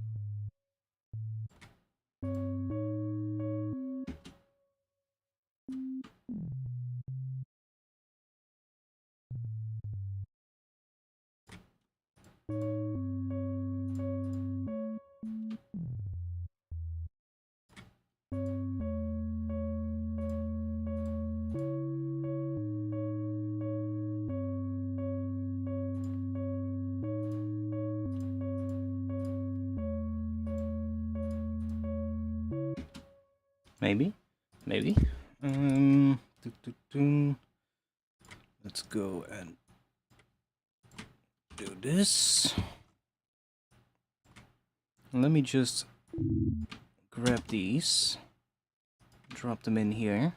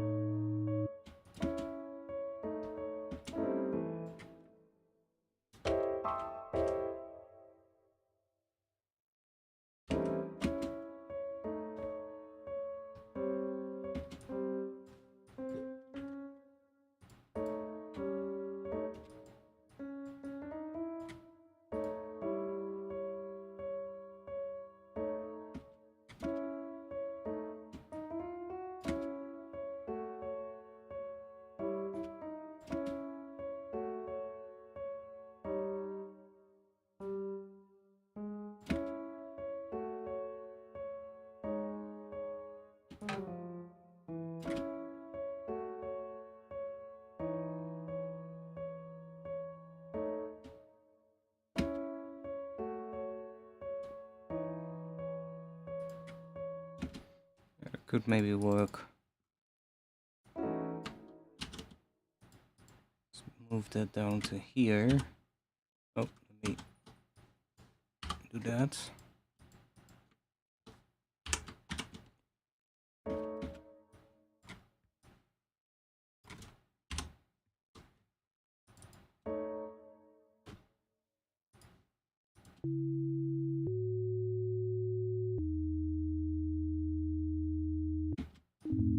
Kind of like that. So if we just repeat that and then do the same thing here.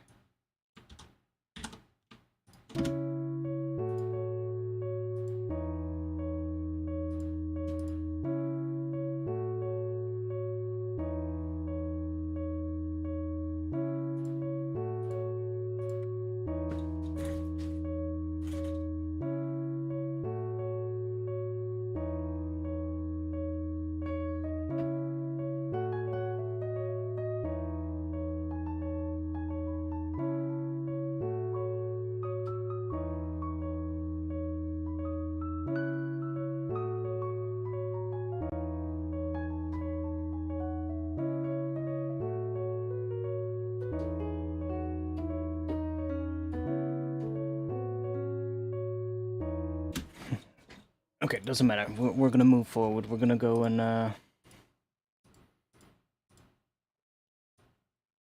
add some stuff here. Let's go and bring a head in. It's gonna come in at some point. So let's see. This is gonna. I'm gonna copy this and get rid of all of these.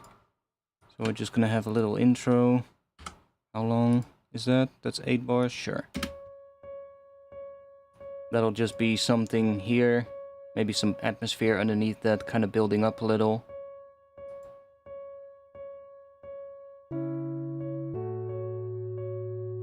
Different chord progression though, but something coming in here. First chord is good.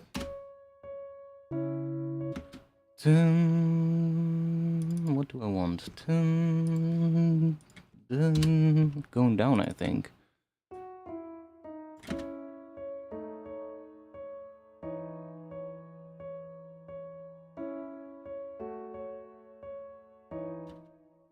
Maybe that just is what we need. And then here.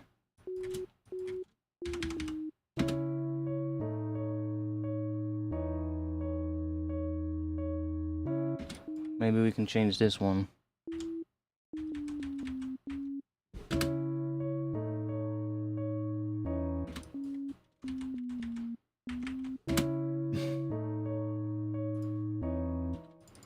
it kind of wants to go to the harmonic minor, so... Which is that. But I also don't really like that, so... I want to see if I can...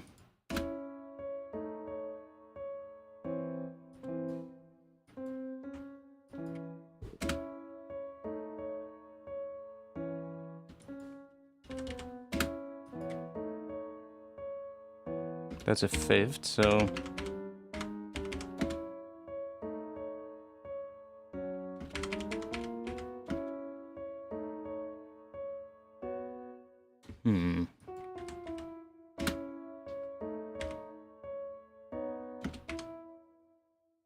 What are we gonna do here for this? I just need to find out the good third chord now, because I like that one. That would be a minor chord. This would be A and D sharp. No clue. D sharp, F sharp, and A. That's a diminished chord. So if we put an F sharp there, we kind of get an F diminished, or what is that? D sharp diminished, but with the A in the bass.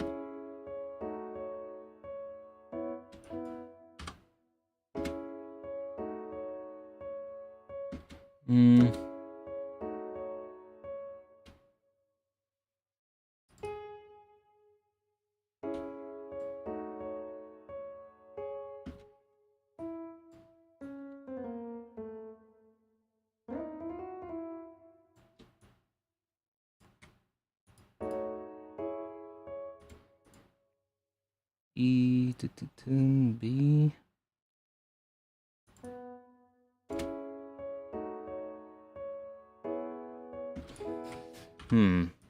Not sure what I want to do for that chord. Oh.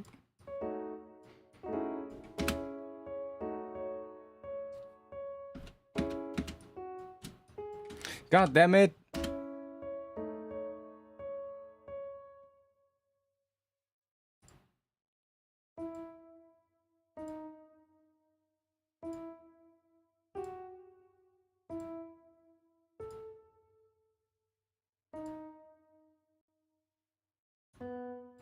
Oh.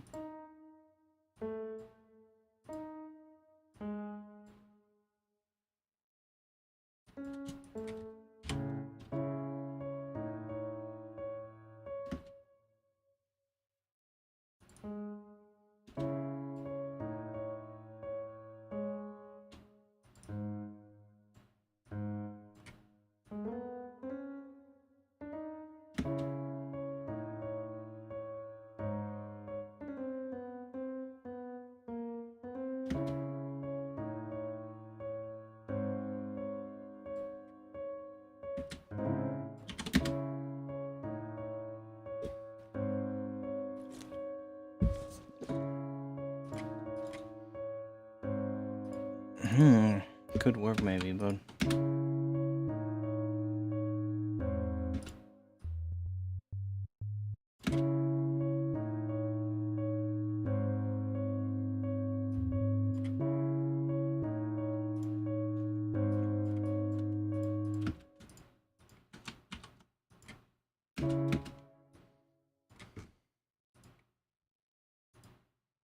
Okay, let's just say that's the chord progression. Probably not, but let's just say it is.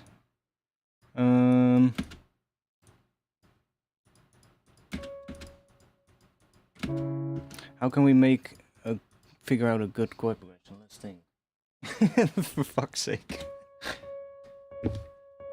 We need some kind of a high thing that I guess needs to be a vocal or something.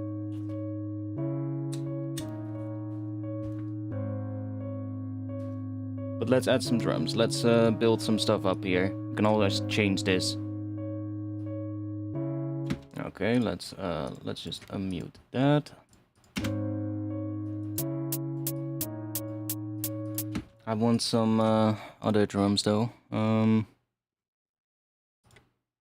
Let me search for head in here. Let's see what we get. Didn't.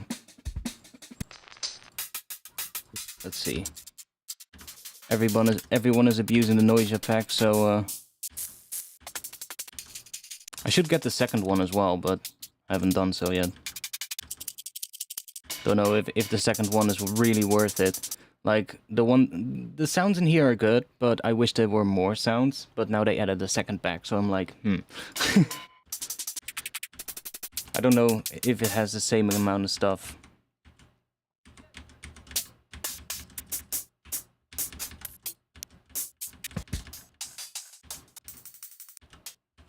Let's go to different stuff. I want some more, like...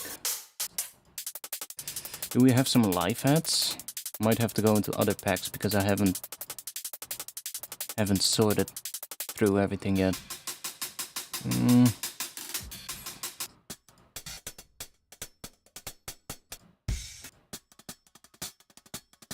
It's more like it, but different pattern. But more like... I mean, well, we'll just make it. Addictive drums. That's all we need.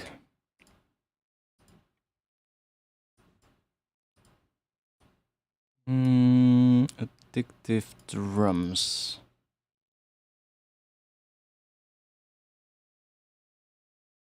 They're gonna keep me rinsing that sound, you know? No, I mean, I get it. I get it. Good for them, you know? Let's just grab a hat.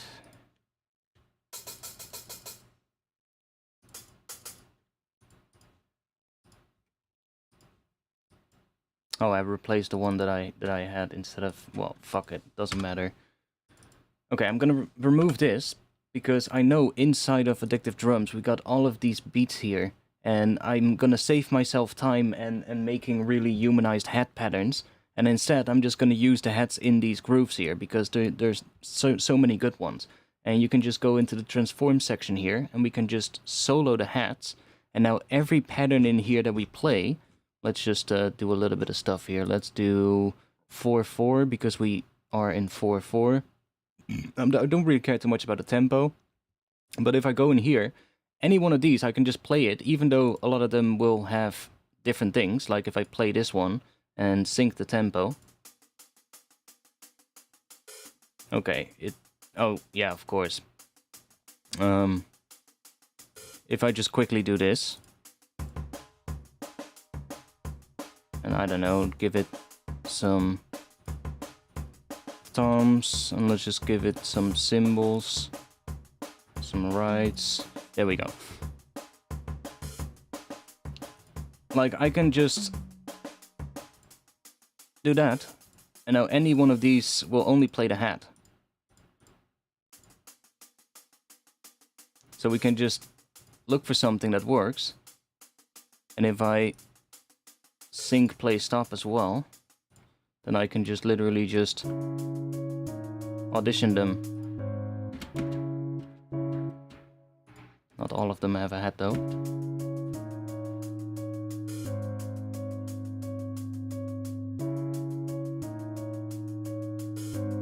Yeah, exactly. As long as you're not rinsing them like not low. Yeah, that situation got so sticky. I didn't talk about it on my channel, but you know, I kind of talked about it on my Twitter. I posted basically once really about it, and then all the other things I said about it were just replies to other people. But I replied only to her apology, like her apology post, where she posted that screenshot of like, hey, I'm so sorry that I used to really use loops a lot and samples, and that was it. I posted on that. I replied to it because I was like, what the fuck? This is like not what was the problem. That was what I thought. I was like, this is not the problem. Not sure where it is. Oh yeah.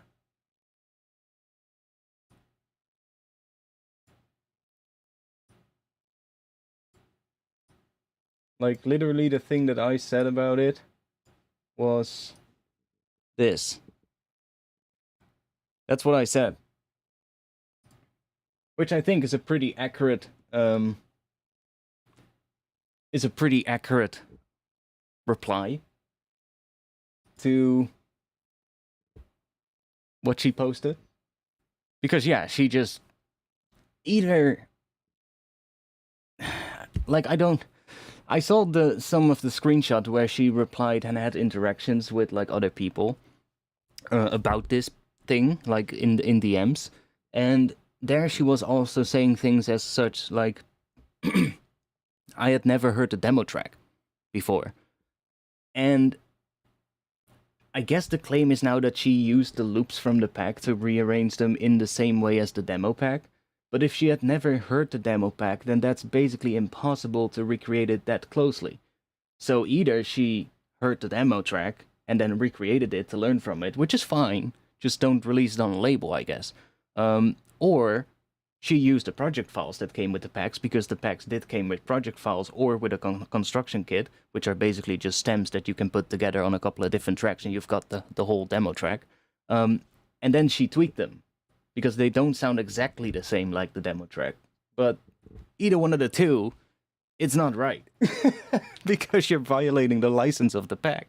And that's the whole thing. And it didn't happen once, right? It happened like, what, 4 or 5 times? There were maybe even more times, I don't know, but 4 or 5 times, I think, is what people found out. And at that point, you're gonna think to yourself, especially because she released them on, like, I guess relatively big labels.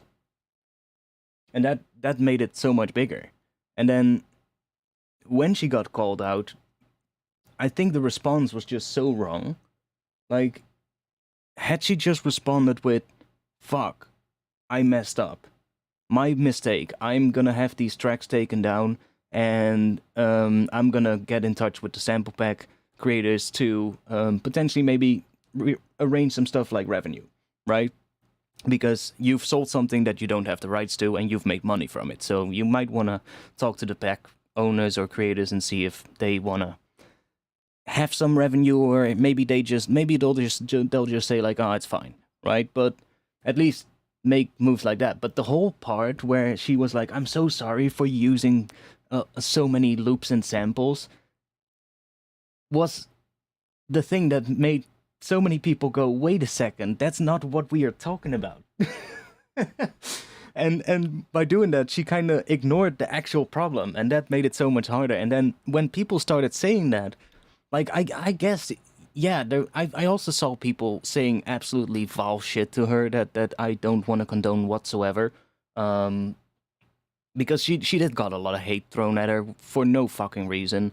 And this thing here, me talking about this now, is no, don't go at her and start hating her now because of this, because that's not what I want. But she started blocking basically everybody.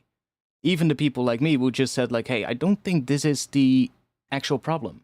And get that you block like the actual haters that are sending you like misogynistic tweets or shit like that. Sure, fine. I would do the same. But the people who were just trying to say like, hey, wait, this is not what the problem is, and I think you're kind of now making it worse.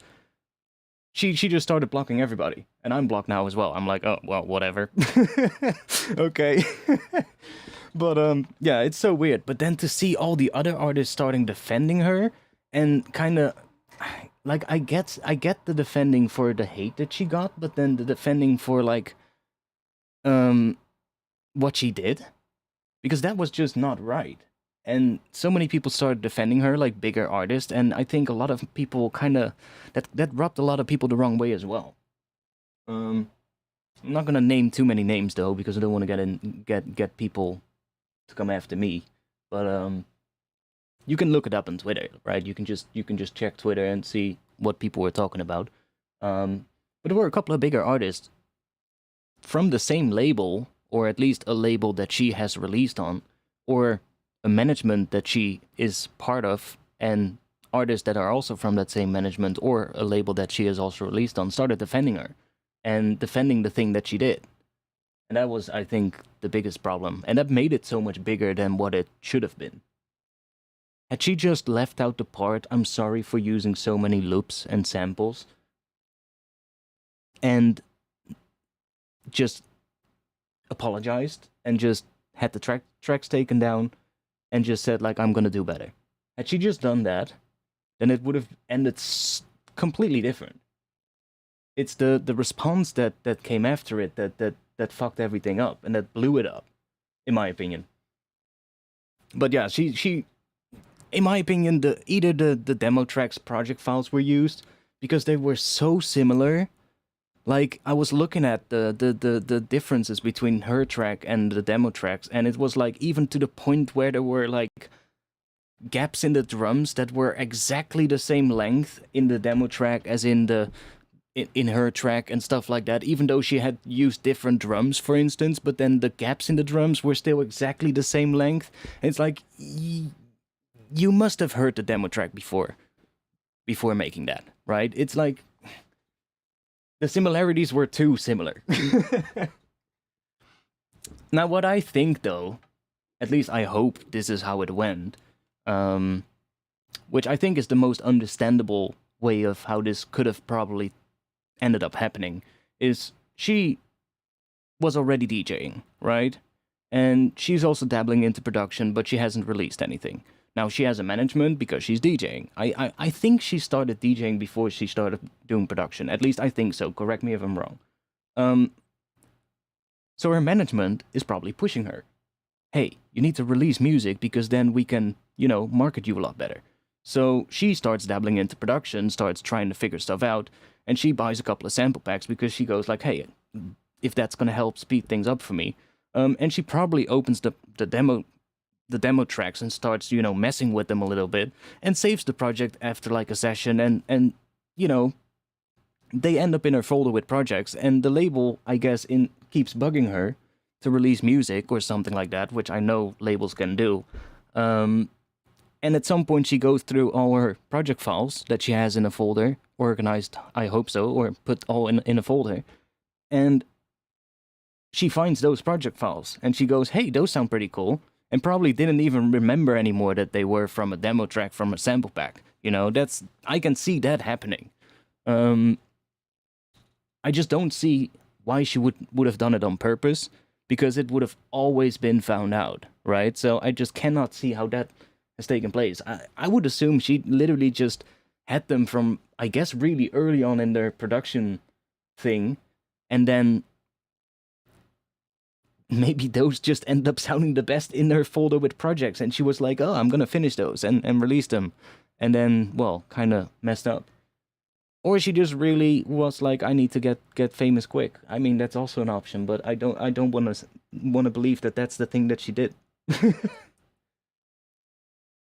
I mean, yeah, I know. It's like, the chance of it, especially the more times it happens, right? It has happened 4 or 5 times, and that makes it so much less likely that is what happened. But it's such a big sticky situation that shouldn't have become this big. But it did, and yeah, I can totally get why. It was all in the reply. That was it all. Like, if the reply was different, things would have ended completely different.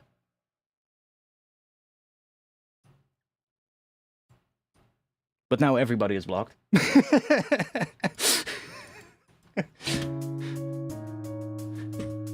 Okay, let's see if we get... I want a bit more of an interesting pattern. Let's see if we got some other...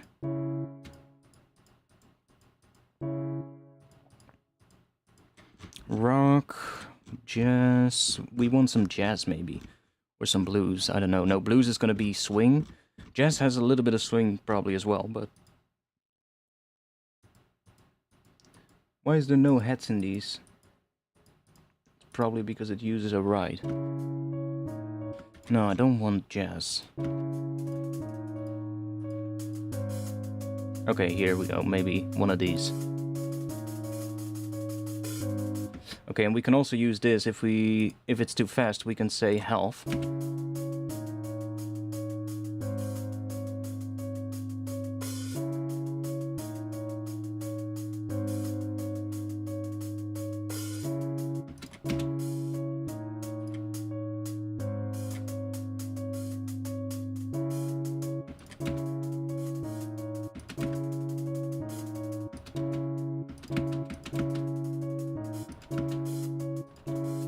I have a certain pattern in mind that I think could work pretty well. And I know that there's one in here, or at least multiple, that have that pattern. No? Close though.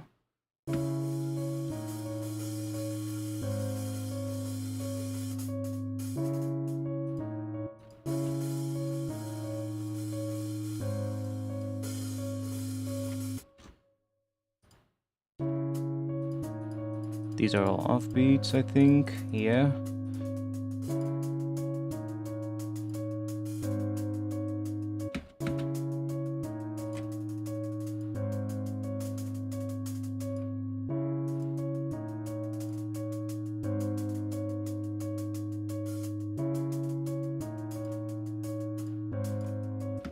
Come on, give us a nice one.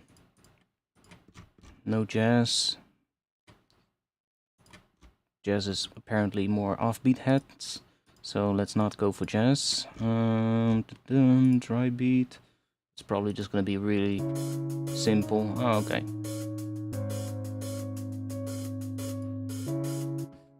Maybe. I want one where there's a little bit of an extra 16 thing happening in it as well. Not that, but...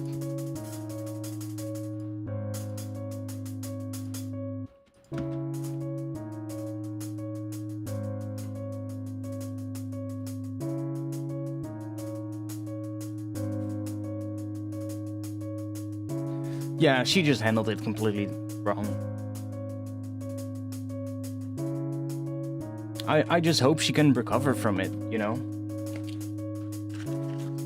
Because I don't wish her anything bad, you know? That's the whole thing. I can see why it could have happened, regardless of whether it was with intention or not.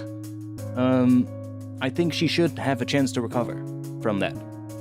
But I hope she can.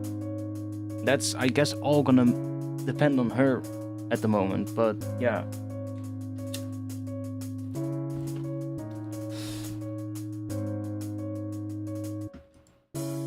Like, that one is pretty close to what I want. So I'm gonna favorite that one, but I want something that is a little bit more... okay, that's also really good.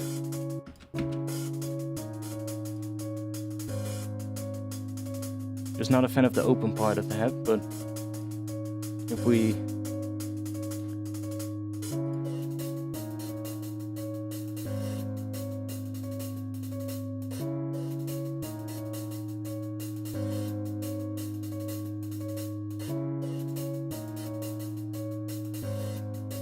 yeah, something like that, but it's not entirely right.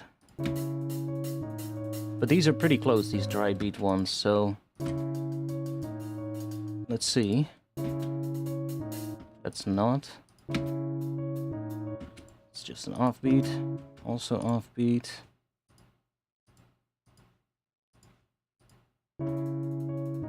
But this saves so much time if you have like a good one like that. Right now it's a bit harder because I want to find like an exact pattern.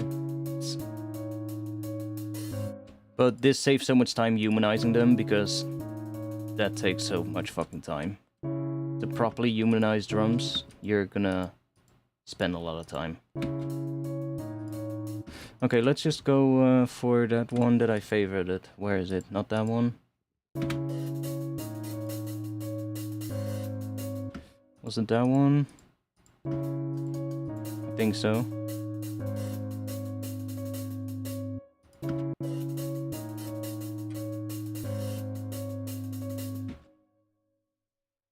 Okay, so let's just grab... okay, we can also... by the way, if you...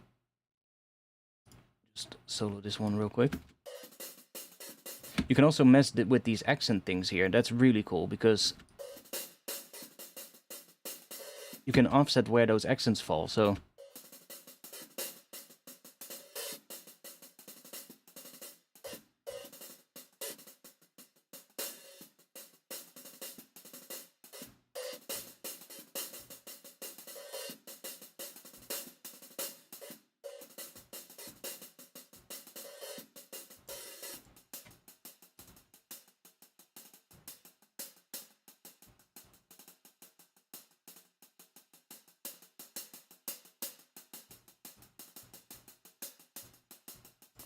which is kind of interesting. And this all affects the MIDI basically. So when you're done and you have something that you like, you can just take this and just drag it straight into Ableton, and then you have it as MIDI.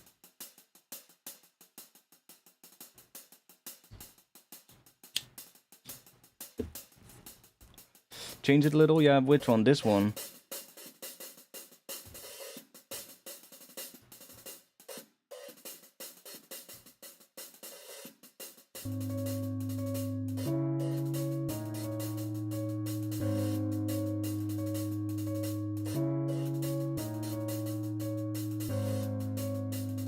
I know, it works kinda, but I wanna see, because I know that there's a couple of ones that are much better.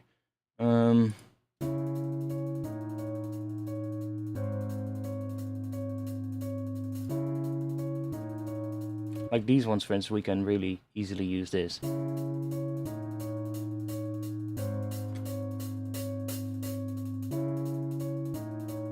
On this one, it really makes a huge difference.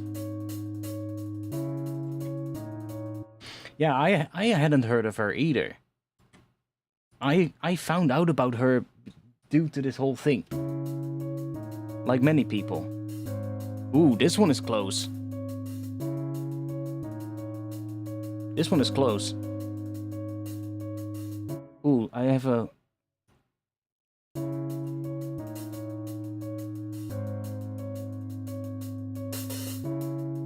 Okay. Oh, wait. Ah. Oh. Ah. That one is nice.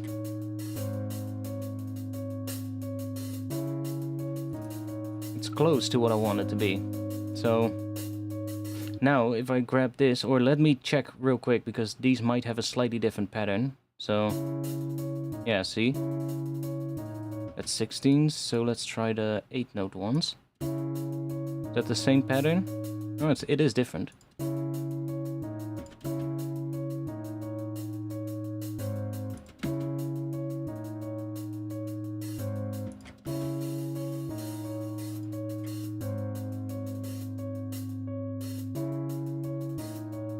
Yeah, let's just go for this one.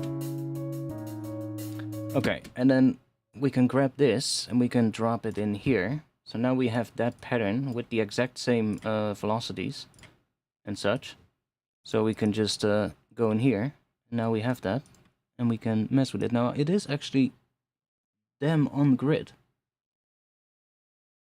It is exactly on grid. Nice.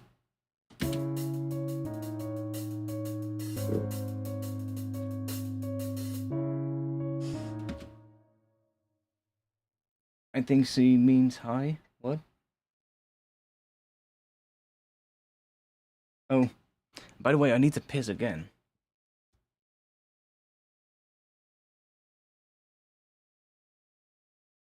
I need to piss again. I don't fancy looking for some music for you guys, but I'll have some music for you.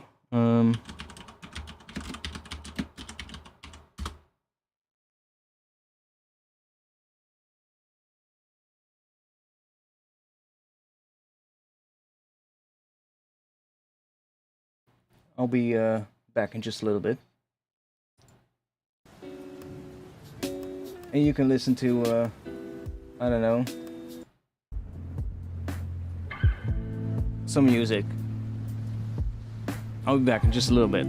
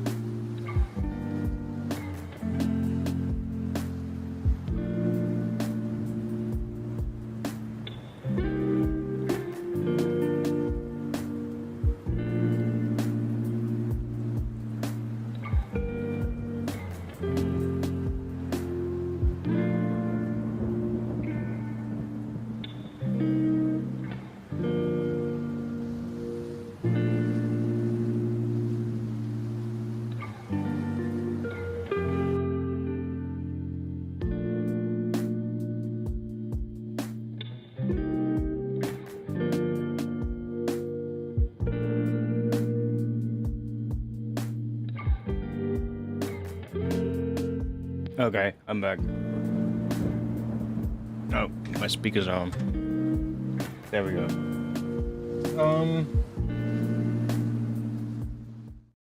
Okay, let's go.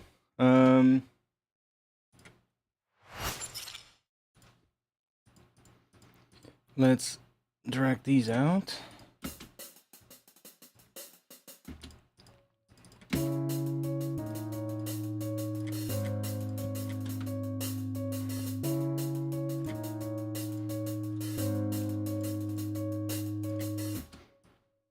This one wasn't too interesting, so let's get rid of that. I want to keep the 808 though, so let's just save the patch.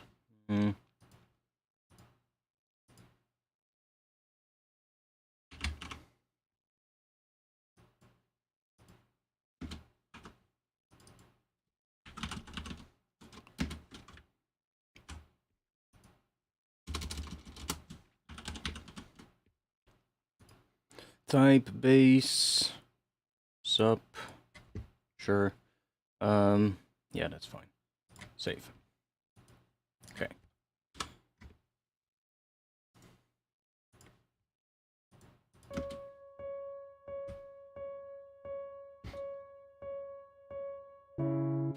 Yeah, I want to have a different chord progression though, but I really have no clue what. So I'm probably just gonna build something out. Not really care too much about what the chords here are doing. We could just even have like some. Oh, actually, I want to show you something. Random, but I want to show you something. I found out some really cool stuff. I'm working on the Patreon sample pack for this month, and I have decided that the pack this month, I made like almost a gigabyte and a half of weird atmosphere sounds, and like I can show a couple of ones. Where did I save them? I think right here. Yeah. So I made a whole bunch of ones, but they sound kind of interesting.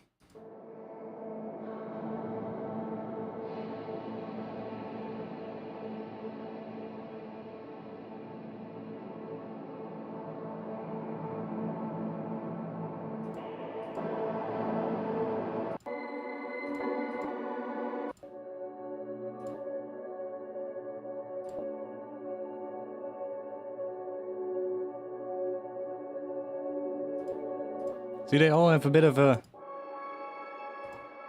sort of textural kind of sound, which is kind of cool. So how I made these is actually pretty interesting. If you grab yourself like some Foley sounds, or I don't know, some recordings of the world outside, or doesn't matter, anything. Let's say I have a sample here. I know, yeah. This is the sound of like a campfire. So here we have this, right? And then on there, you put Ableton's hybrid reverb, or another type of reverb, at least a convolution reverb. And then in there you throw a sample that is like a chord of something. So I made myself a whole bunch of impulse responses that I guess I'll put on Patreon as well. And I basically made myself right here, so see that? Yeah, you can see that. So I made like a folder called piano, and then in there you've got like A, and then you've got all bunch of different chords. So these are all just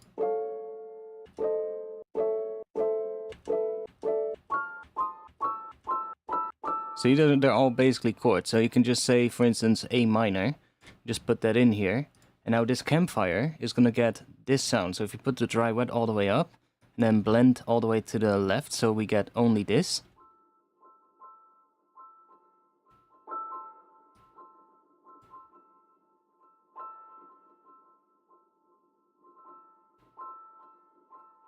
So that's pretty interesting.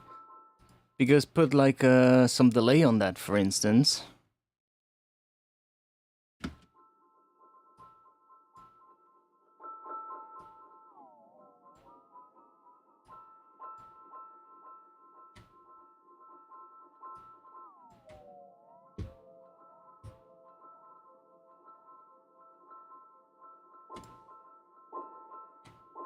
I have a better idea. Let's use Valhalla delay. Valhalla delay. And then let's go and use the pitch maybe? -12. Oh.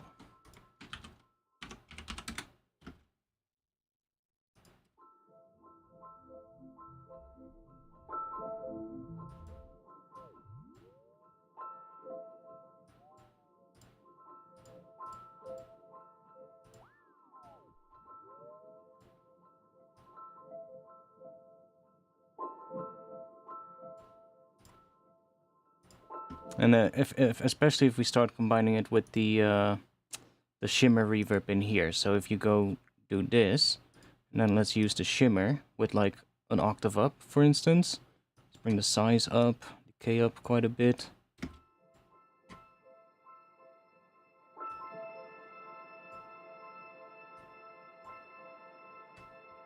Can sound pretty nice.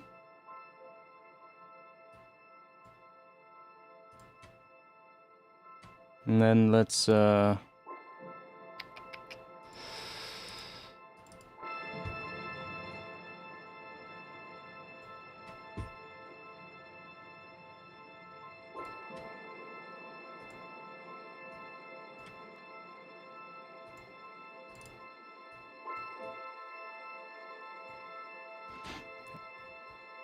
and you can really just do it for whatever key you're working in. So if we are in C sharp, we can go C sharp minor.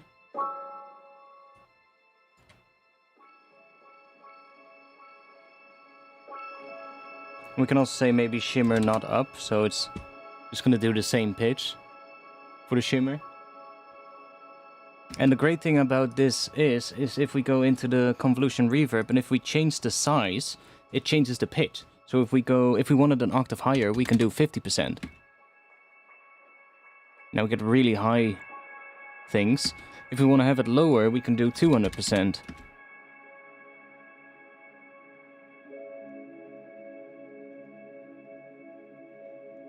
But it's creating this depending on what we feed into it. Right? So if we have only this, now we get just really dry. So like piano sprinkles. But if we grab one of the koto ones that I made, let's say a minor koto run,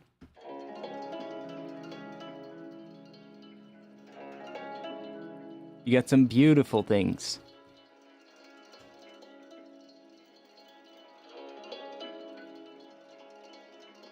And it's such a cool way to create textural things with like real instruments. So I just made a bunch of these, like just like that, and just did that, just bounced them for every key,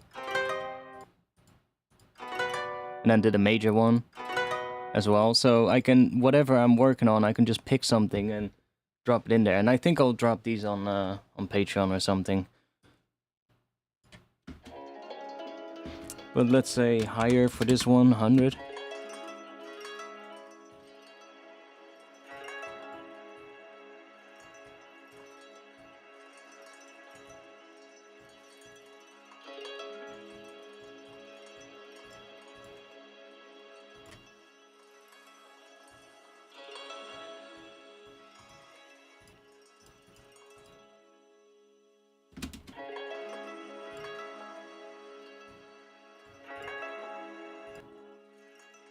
I like the shimmer the most, but like if you now take a different thing going into it, so if I go, I don't know, let's grab some, just some random sound from like the street somewhere. Which one of these is really long? Because some of these are too long and it messes with Ableton. So let me just see these of ones that are almost 2 gigabytes. Ableton doesn't like those, so let me just grab that one. That one is a little bit less long. But if you just take something like this, which is just some random video from YouTube of a guy walking around the city of Chongqing in China, and just taking the sound of that and now running that through this convolution reverb, See, because the input is much busier, the output is also much busier. And you can create some really cool pads this way. Because right now it almost sounds granular as well. But right now I'm doing it with a chord. But I also made ones that are just a single note. And that is also pretty cool, because then you can get some pretty playable things that you can actually throw into a sampler later and even still play chords with. Like now I just get octaves. And I also have ones here, I think, with just a saw wave kind of thing. That's just a saw wave, so if I put that C sharp, let's put that in here.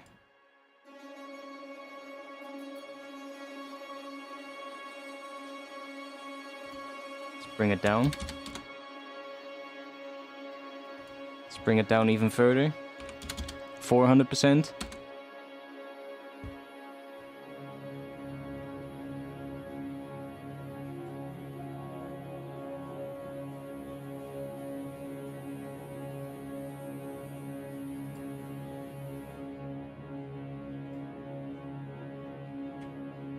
Some nice atmosphere.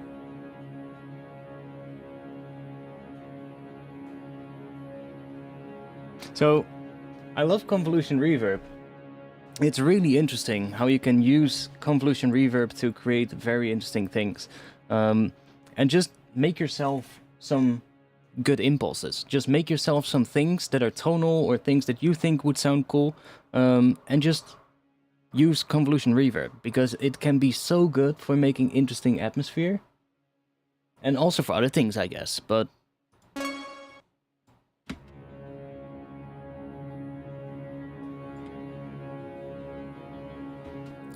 And as soon as we put something else in there, it's gonna give us a different result. So, I don't know. A snare drum.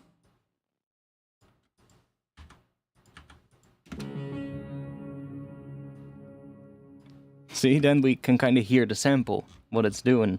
But as soon as we put something in there that's more like sustained, or I don't know, the sound of a drill.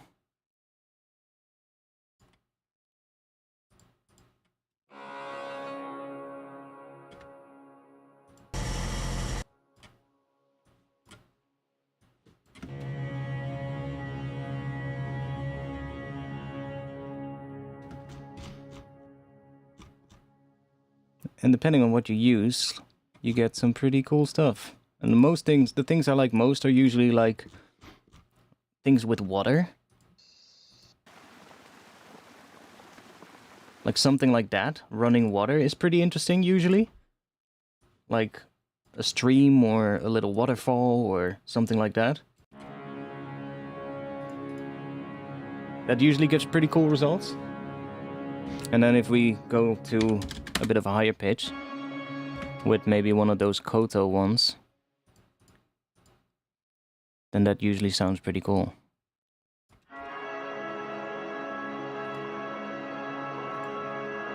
We can also make this shorter if it gets too much.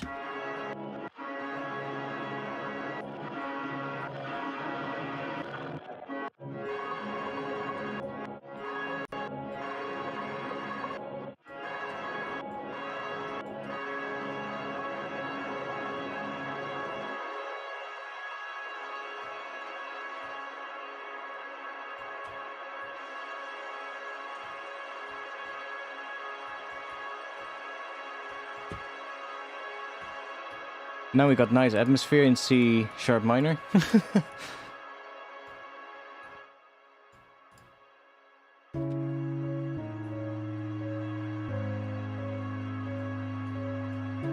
See?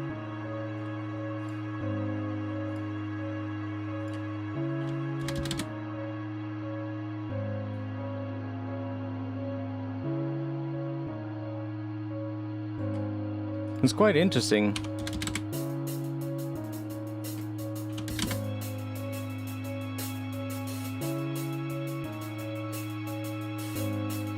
And I had never used convolution reverb in such a way, and I was like, oh wait, this opens up so many interesting options for doing sound design, I was like, wait, that's really cool.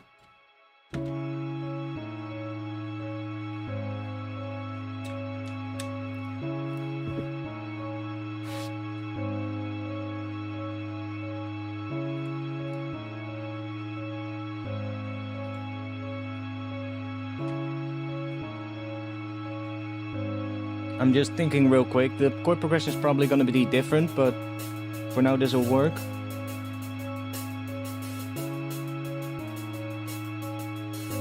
So this is 16, right? Yeah. I want to intro that is this long, and here we're going to go into a drop. So a short intro. And I'm going to probably work on a drop first, and then figure out what works in terms of the pitches, and then see what chord progression that implies or something. Like that one I still like more, honestly.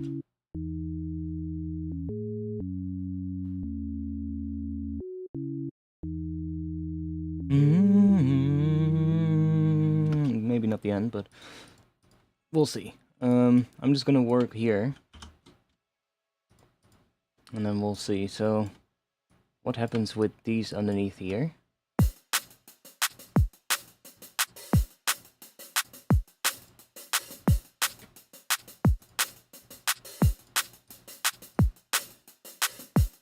It actually works pretty well. I'm gonna use that later though. I think for now we just need maybe not even hats, or maybe just hats on the quarter notes. So let me just make a version of that. So I'm just gonna go and mute that. Oh wait, that one, that, and then let's use that one.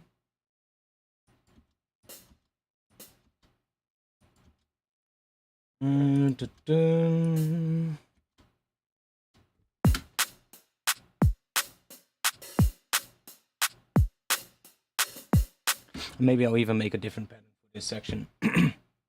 Let's just make one.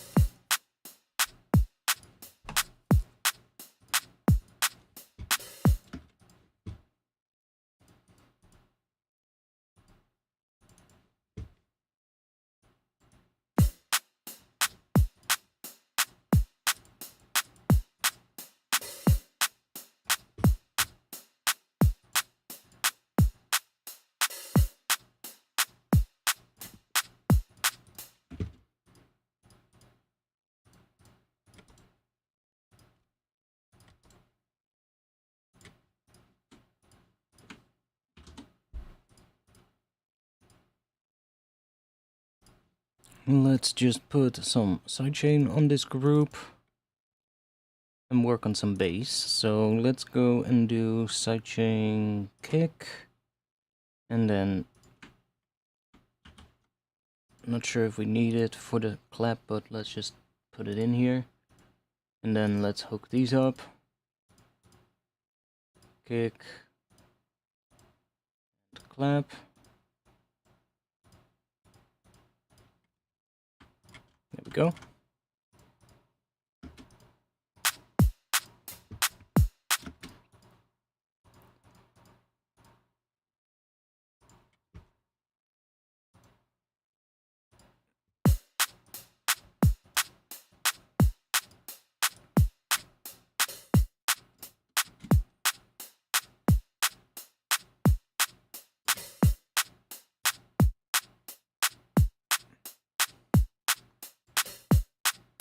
Too bad that the open head is also then becoming short, that short.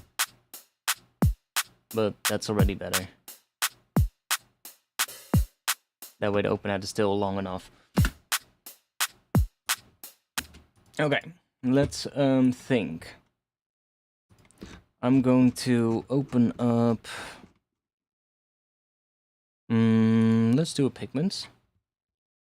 Let's try making a base with pigments.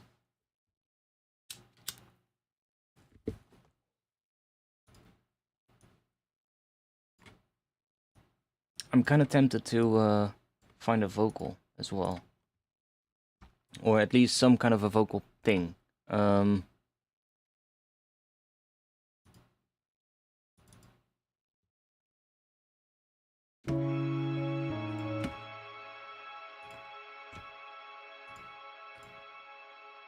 by the way, let me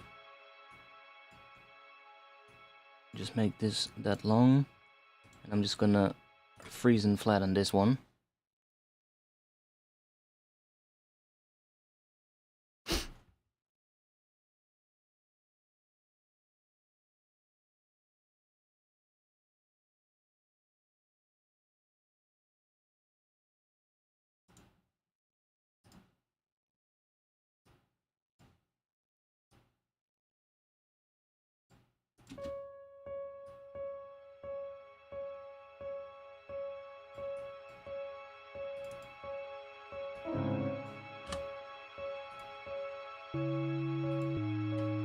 Okay.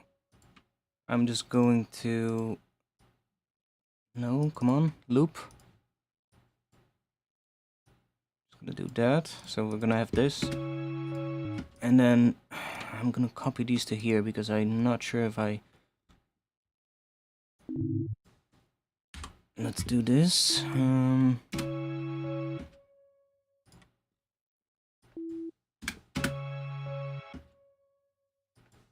Okay, the first one is good though, but I'm just gonna make 2 chords for now.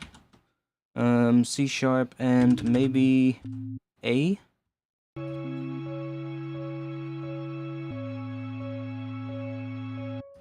And just repeat those for now.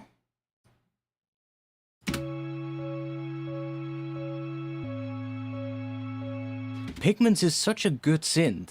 It's I don't know why not that many people use it. It's such a good synth. But let's just do these for now.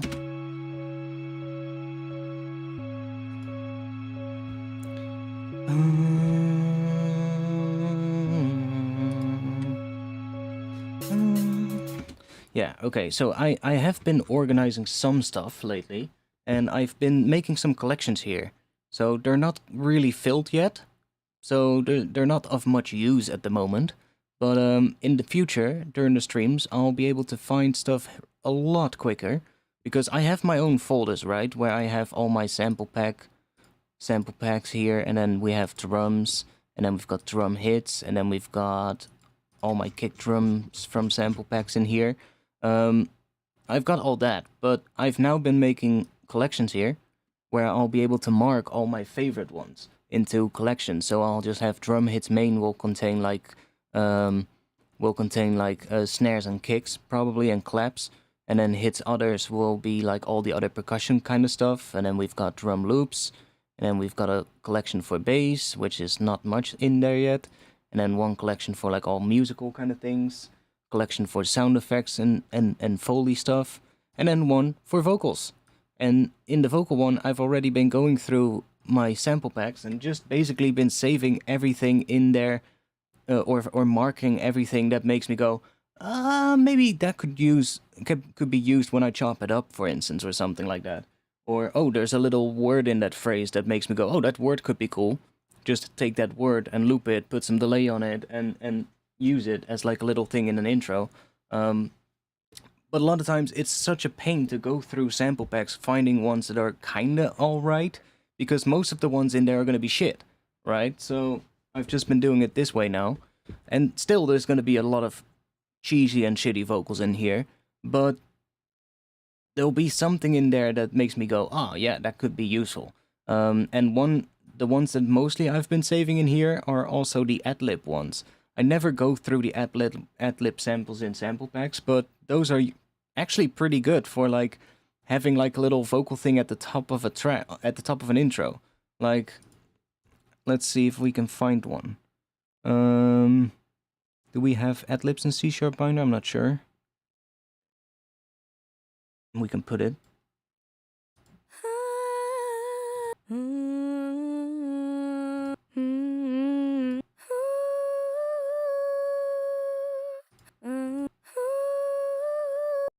Like, for instance, let's take that one for now and see what we can do with it. So if we just grab this, unwarp, and let's see, there's a little part in here that does that part. Oh.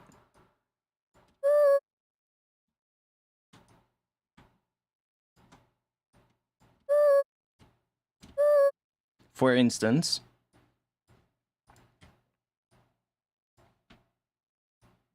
It's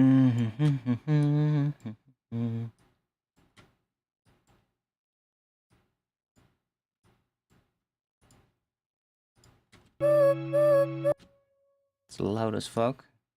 We probably want to have a different one that is a slightly different tone, but let's just start with this one, see what we get. Like, we just want to have some kind of vocal thing that loops over the entire thing, I guess.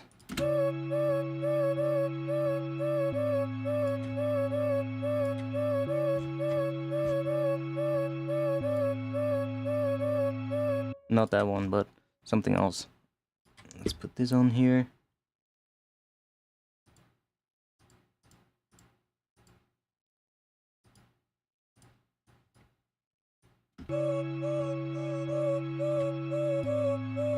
Okay, let's go back into the vocal samples and see what we can find.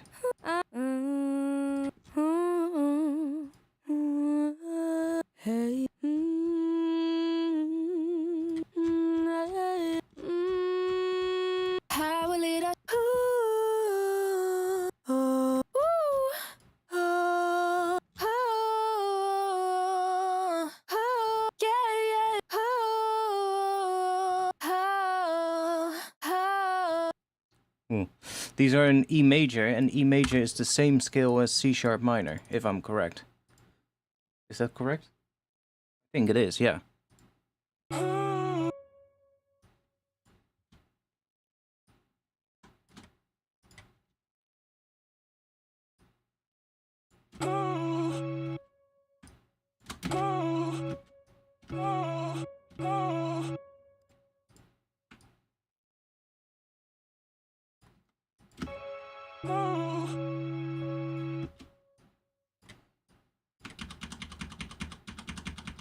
Just do this for now. It's gonna be a lot of that vocal, but for now it'll work.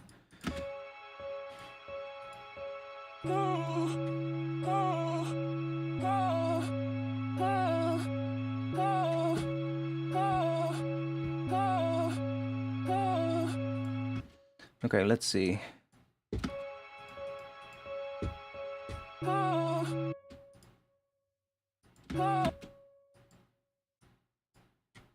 Yeah. Oh, yeah, yeah, yeah. Oh, oh. Oh, oh, oh. Oh, oh, oh. Dum, dum, dum. Yeah. Woo. Oh, yeah. Oh, oh, oh, oh. Yeah.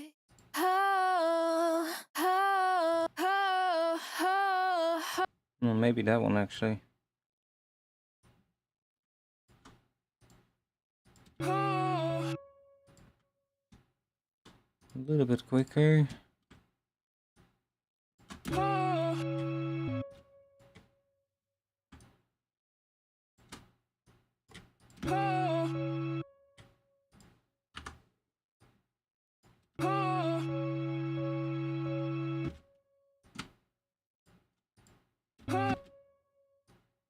Okay, let's see. I'm gonna try something.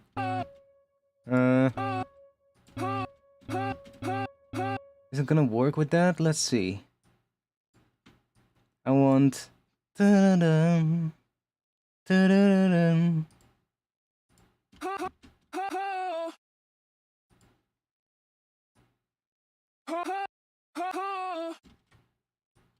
It's gonna work.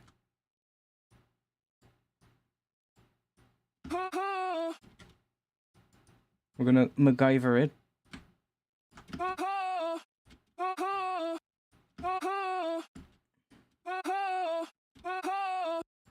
Sure.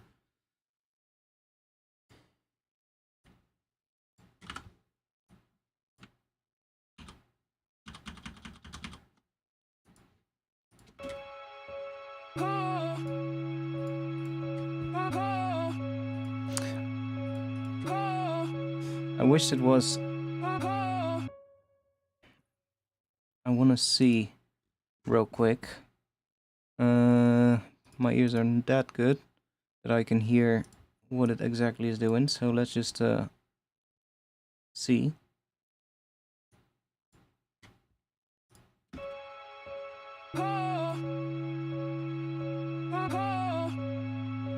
Okay, so that is doing.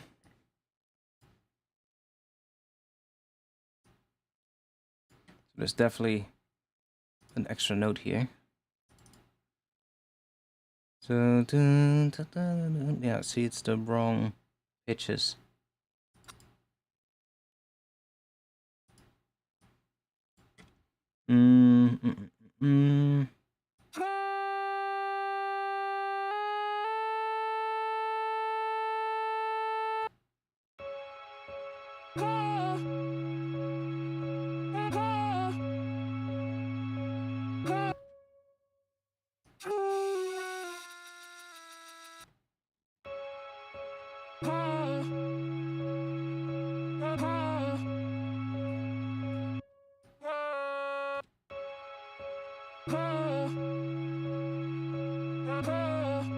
Okay, yes, that might be better. And then let's go... Where was it again? Was it in here? Attack speed tool.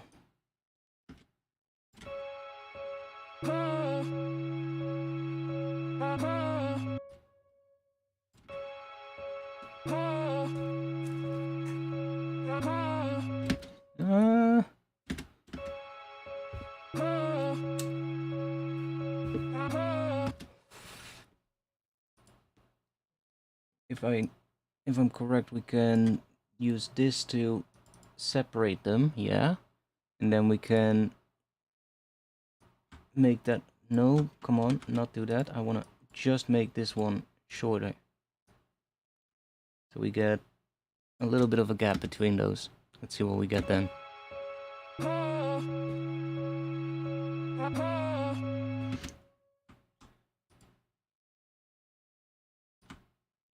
Melodyne is such a good tool for messing with vocals. You can literally make sample pack vocals actually work.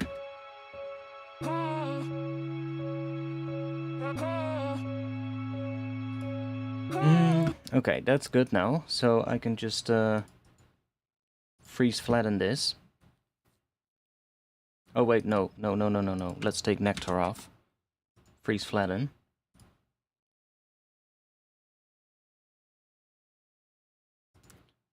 Flatten.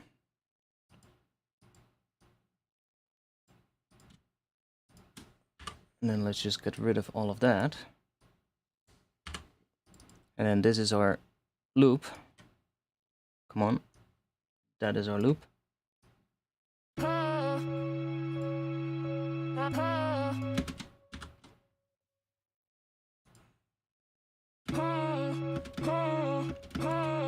Now I want to see what happens if we go up an octave.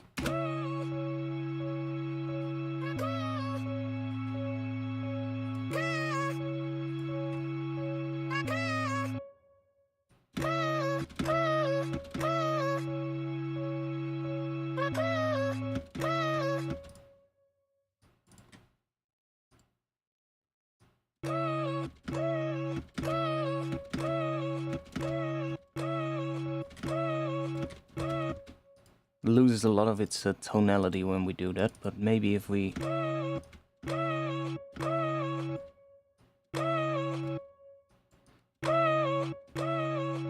bring some of it back.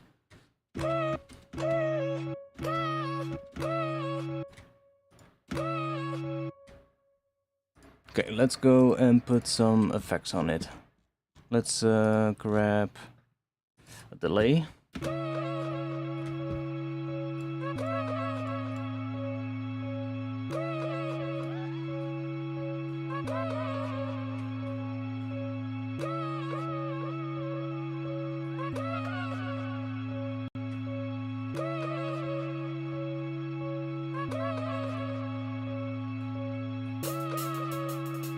Maybe notes.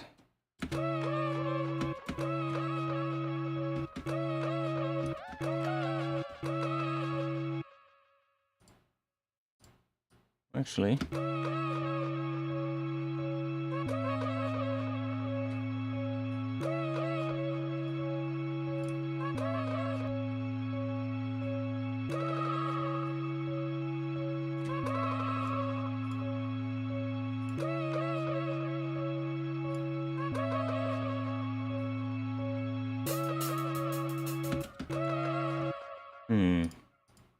what happens if we do that one note tracked?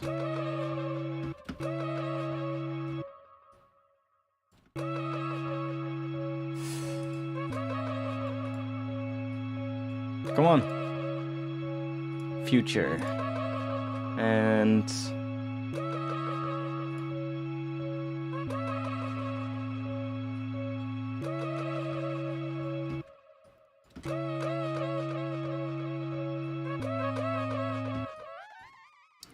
can we turn that off? That it changes the pitching? I don't think we can. That's annoying me. Okay, it needs to be different than that, so...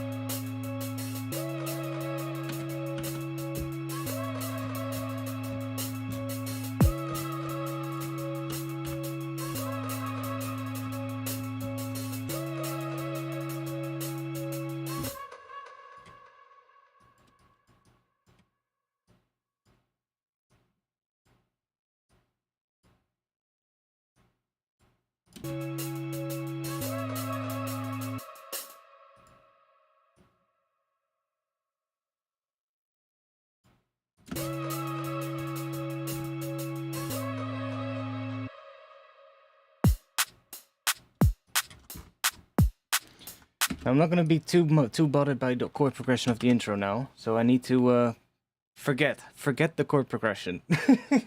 Because I want to think about what is gonna work in terms of a drop, and not the chord progression that we currently have. Because I want to work and find like a bit of a vibey kind of drop, I guess, in C# minor that that I like.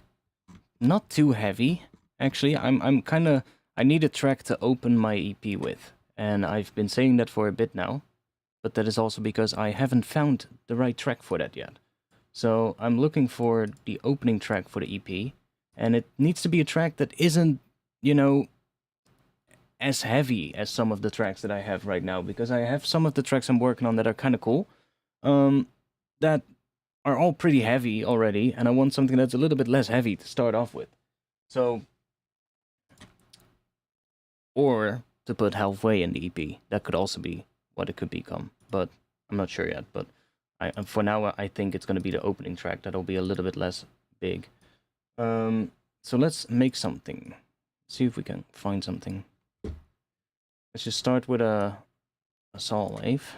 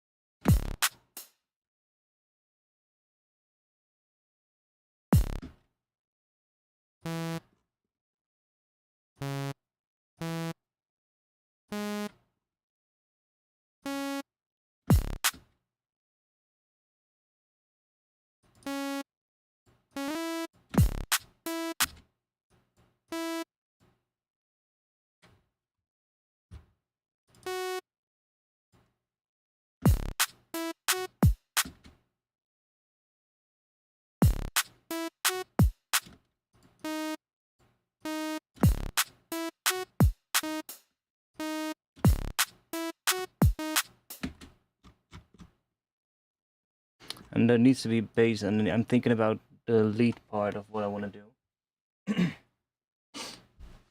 And it might probably work better if I create a little bit more release on these.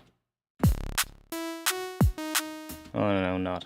Let's just keep it like that for now.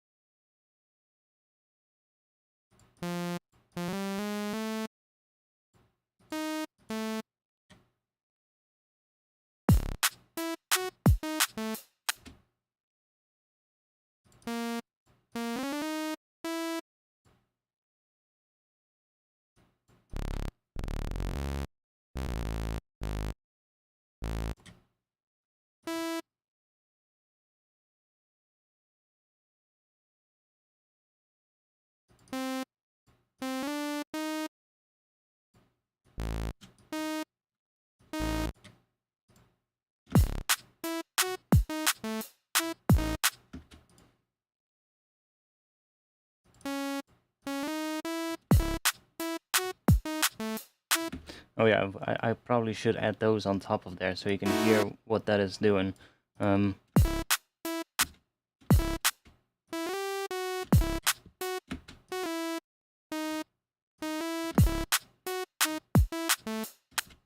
Okay, I want to do something different then, but that works. So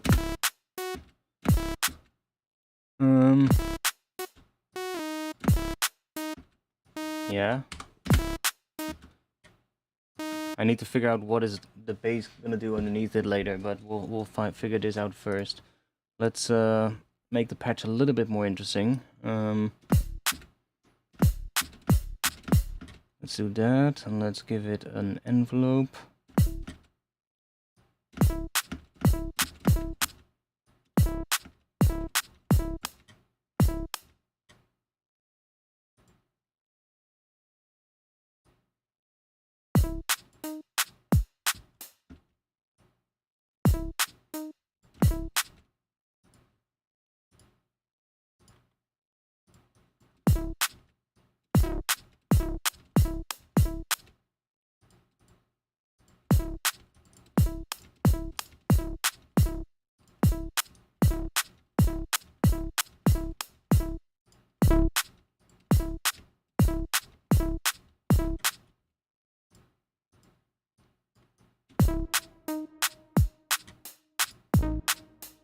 Okay, that'll do for now.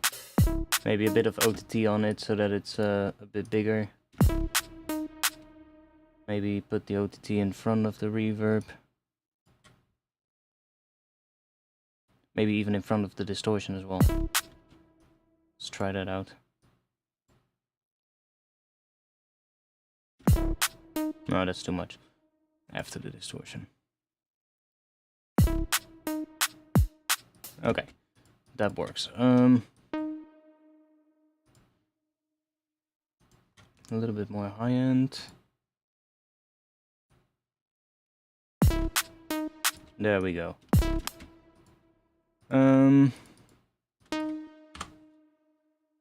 Think.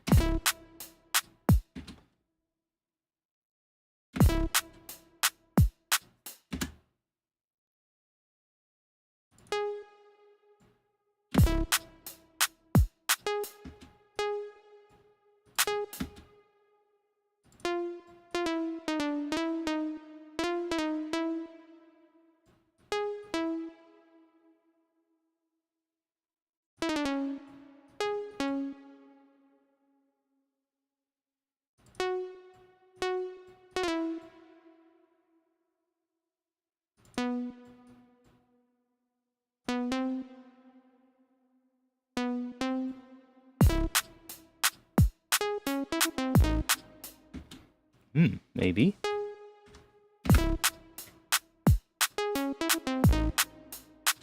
Okay, maybe we'll go weird. I was thinking of putting a sustain bass in between here, and then do some weird shit. And then those we're gonna have to play with some weird stuff on here, like maybe that comb filter that I was messing with earlier, or maybe even the phaser. I haven't even tried that one, but like maybe this comb filter or something. So that we get some weird shit like that, and then we want to make that more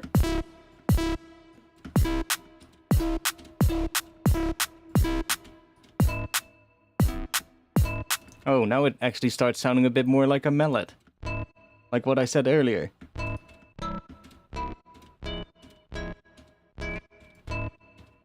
Not exactly, because it's not.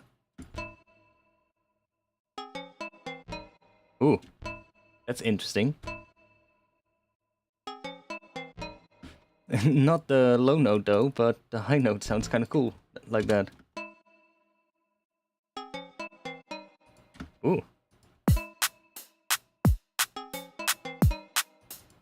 Ooh. Okay.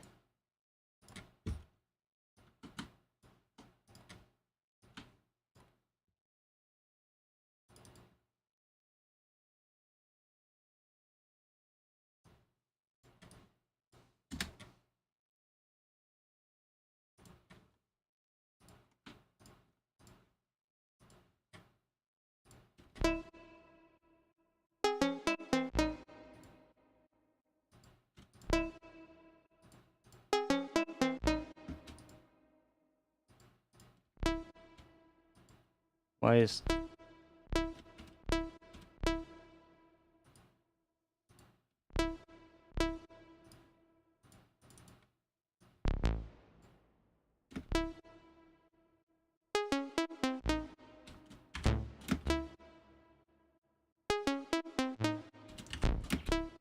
That's really low, but we'll get that sounding cool. Why doesn't it distort anymore though? What did I change next to? Oh yeah, I brought that down. There we go. And then let's see.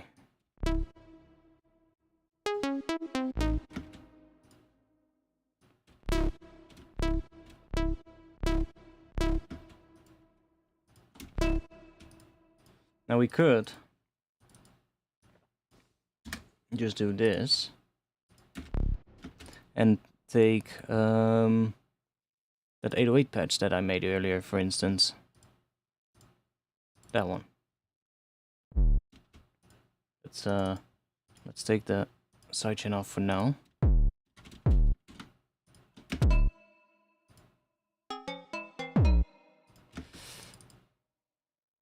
Let's see with the drums what we can do.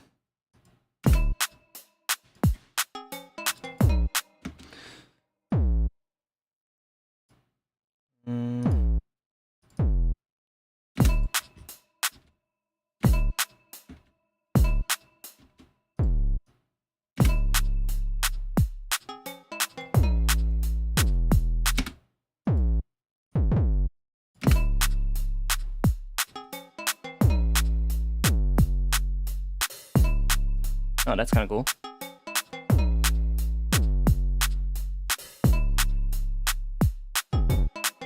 Okay, now what are we gonna do here?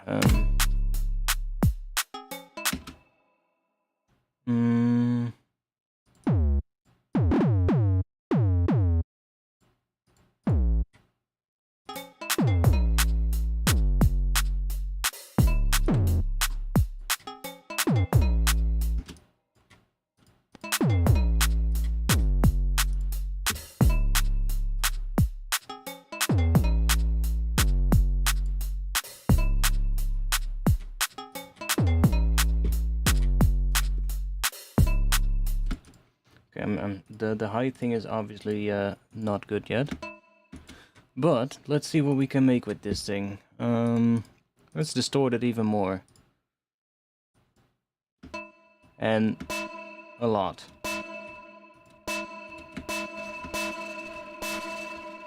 Let's go into the reverb and let's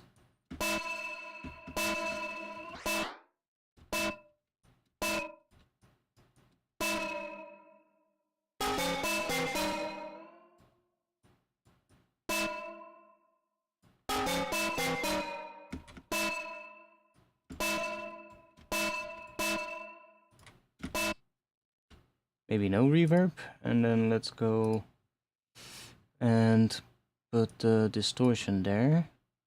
It's too much distortion now, I know, but I wanna...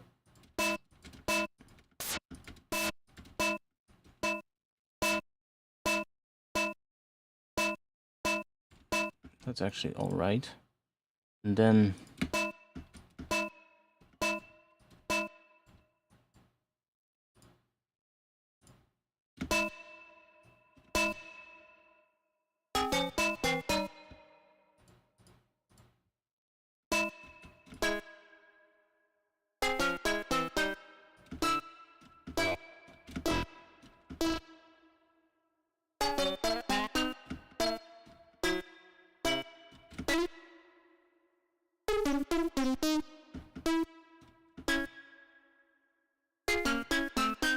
you get all kinds of weird shit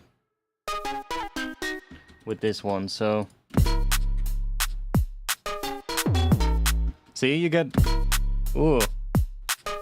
Really out of tune, but in a way really interesting as well.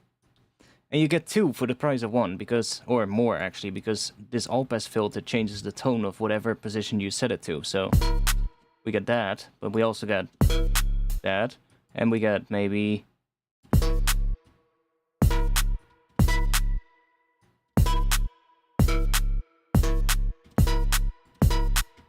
No.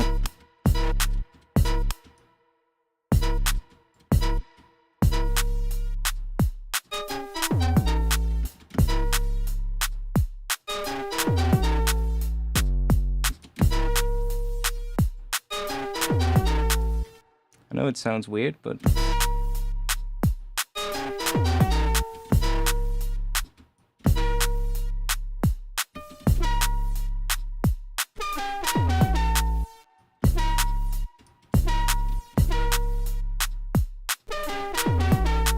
Ooh. Now that tail is getting a bit weird.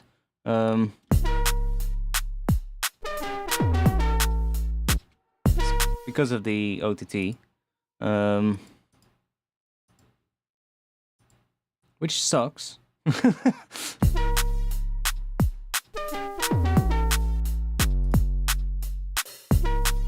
Or maybe it's that one actually.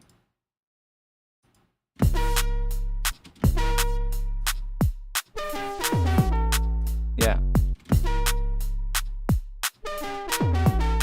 Oh, it's gone. Nice.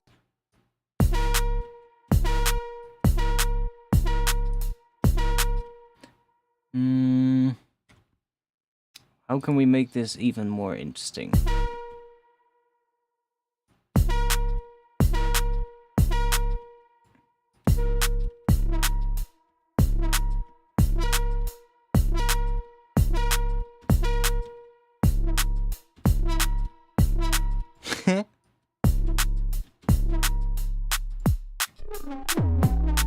Ooh, what if we now distort the crap out of it?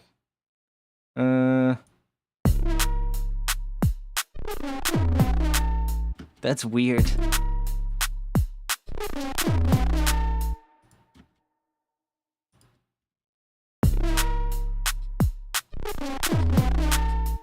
That's really weird.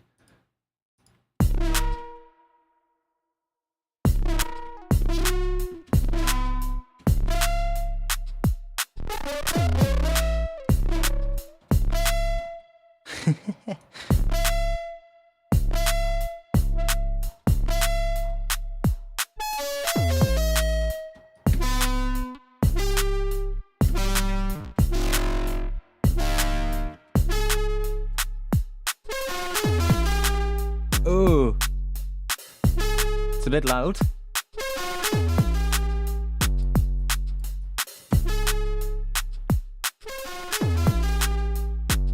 That's kind of an interesting thing, though.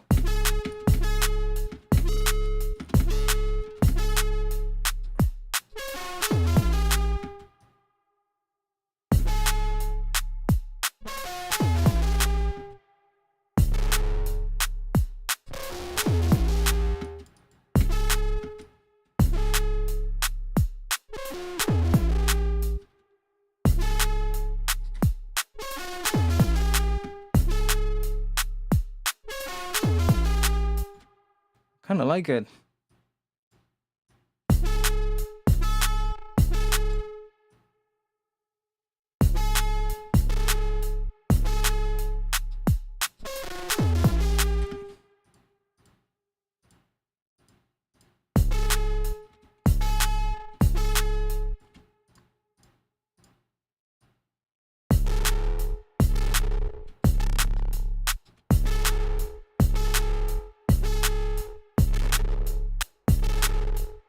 Okay, now it doesn't work because there is a lot of fucking low end created by that FM. If we do this, it removes it again.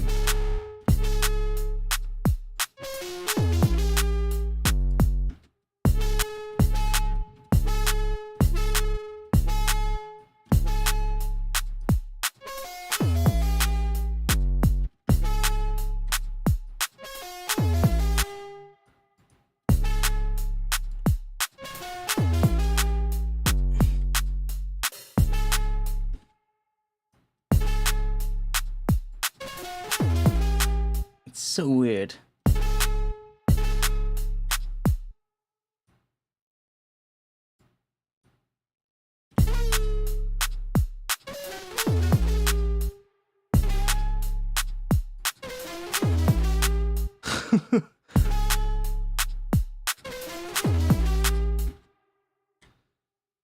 Question is, can we make this usable? It needs to be a bit shorter, in my opinion. It's a bit too long. Ooh, what the fuck?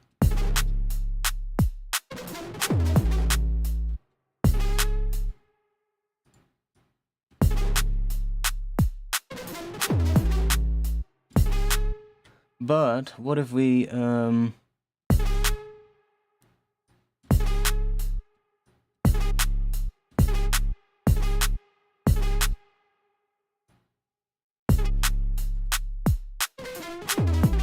Ah, there we go, there we go.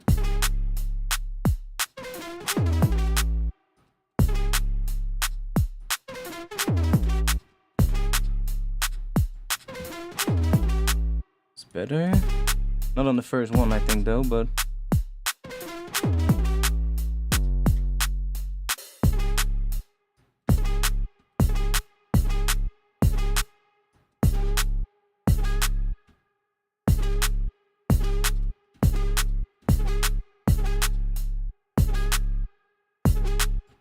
Fuck. There we go.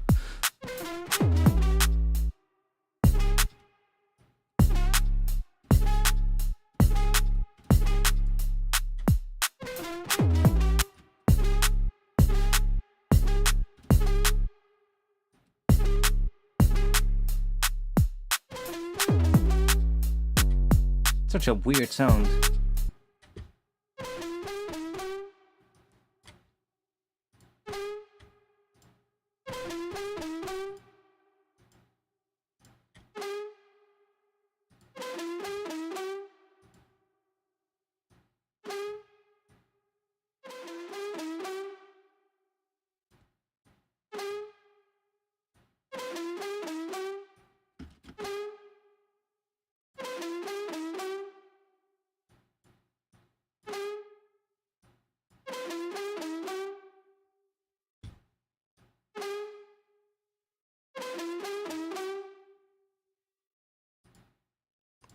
We don't have another comb filter, right? Oh, we do. But only these ones, so not the ones with the all-pass filter in it.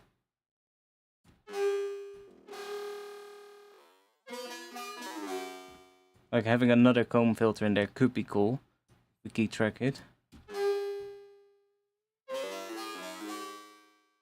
Sure how much it needs.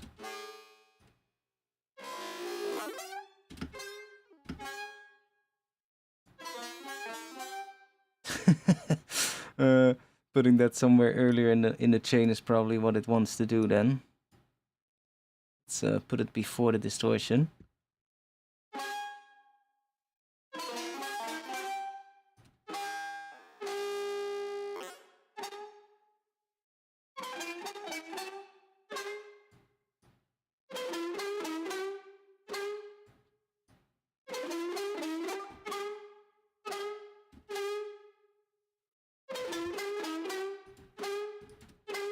Doesn't make that much of a difference.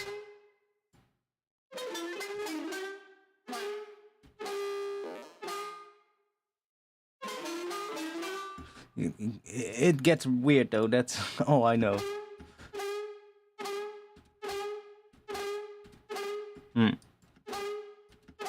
That one doesn't do much on this sound. What the fuck?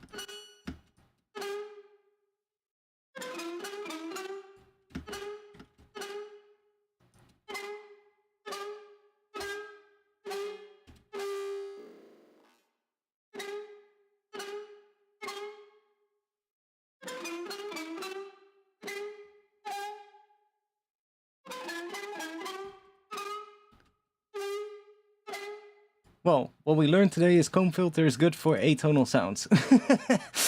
And I should use it more.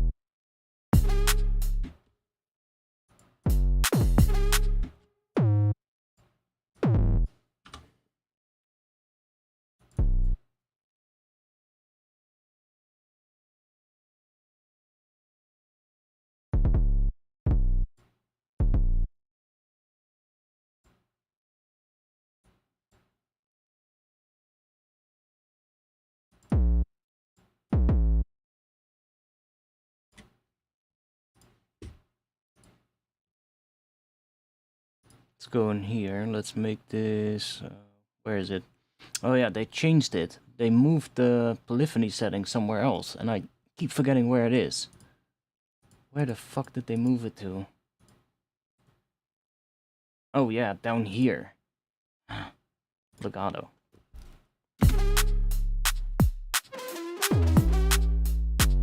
And then I want to little bit of glide.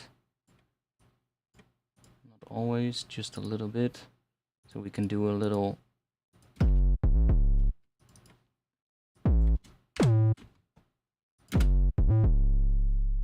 So we can do things like that.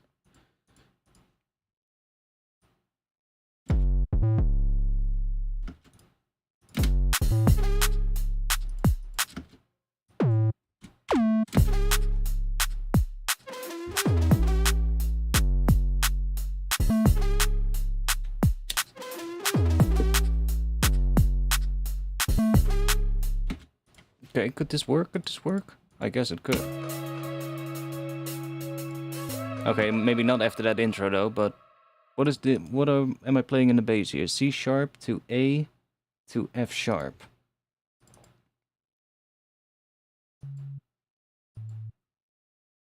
I mean, it's close. I'm playing 2 of the notes, so I just need an F sharp.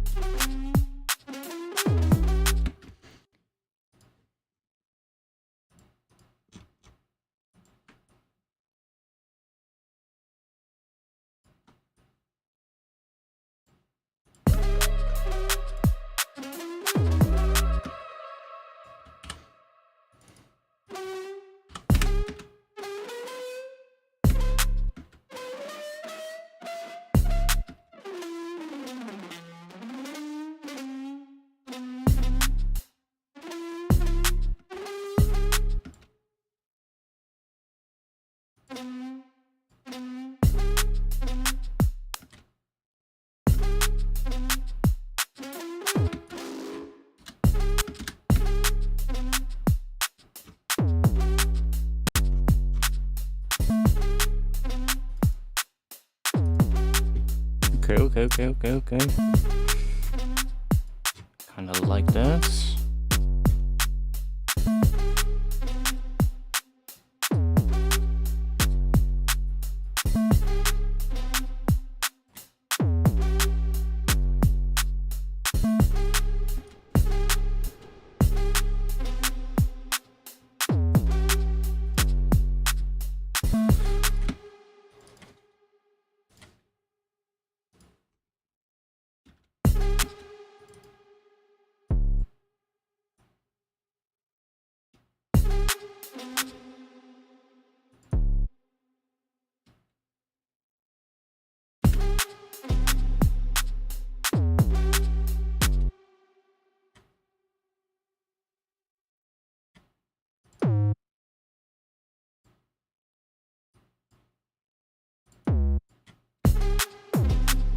That's a bit quick.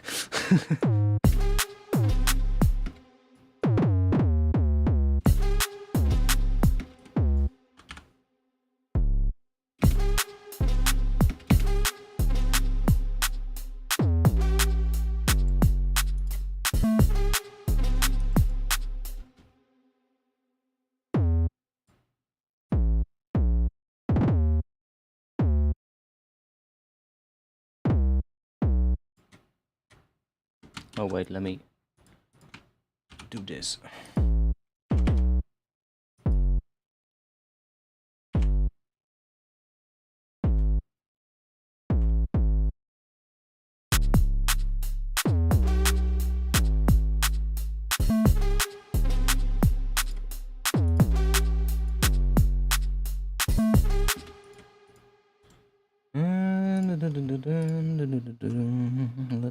Let's think.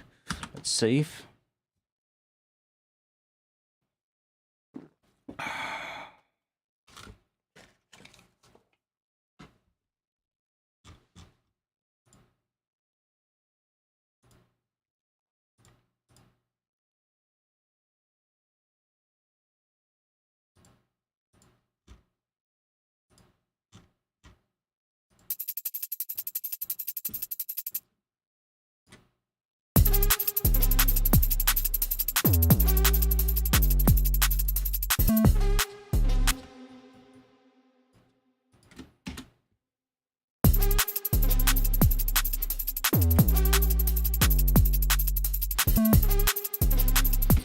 I don't think it... Well, we have some sounds that we definitely can use, but the arrangement is not right yet.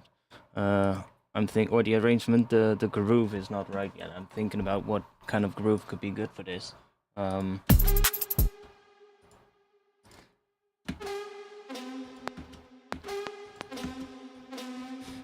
This is gonna have to be something different.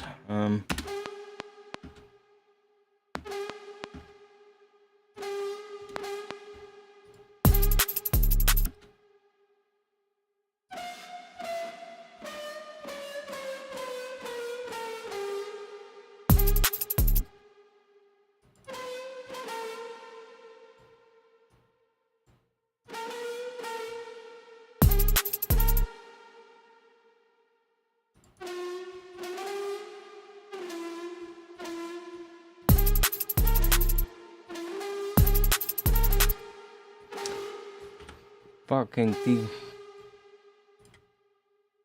I'm getting annoyed with this one.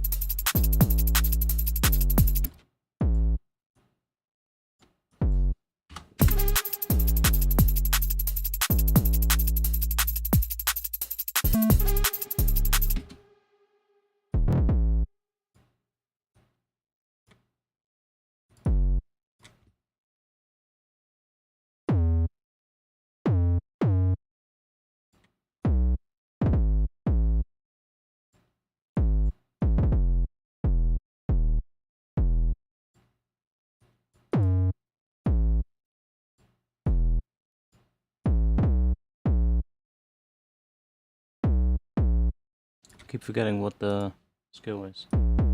Yeah, that.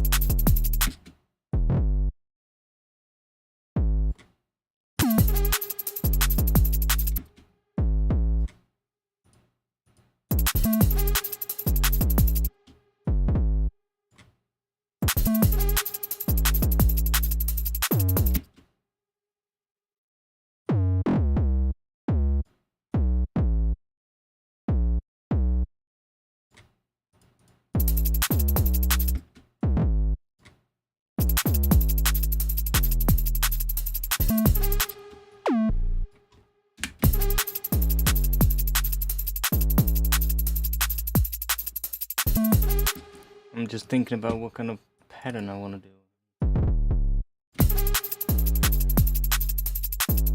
What has a good groove, but not this. That could work.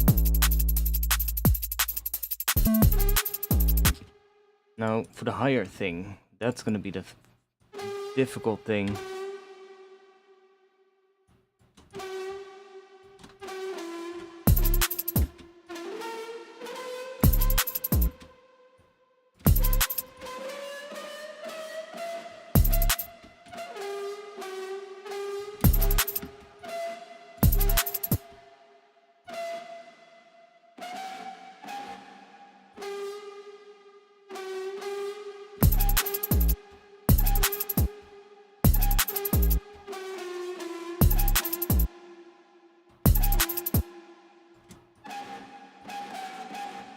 Weird as fucking sound.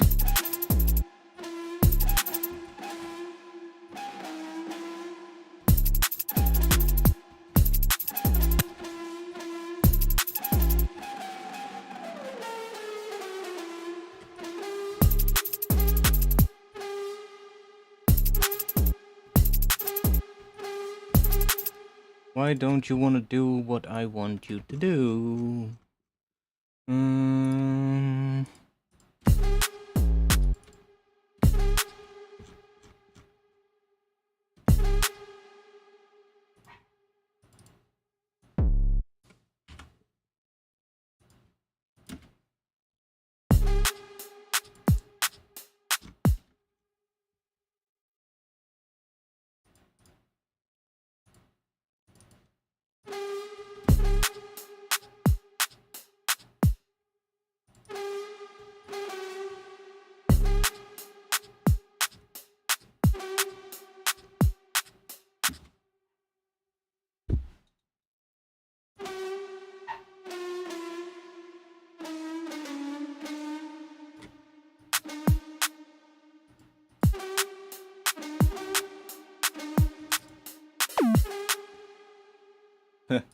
The fuck?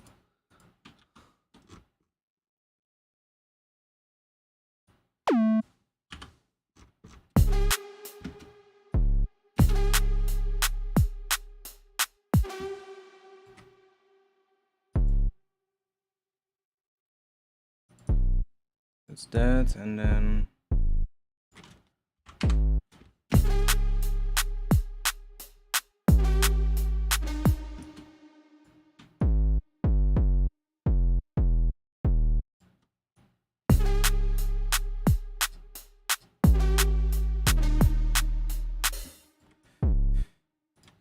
it doesn't help that I don't have a vibe. I usually need something in the intro that I like to start with, and we don't have something yet that I like. I find it so hard to just make a drop. Just make a good drop right from the start like that. I never found that the way to go.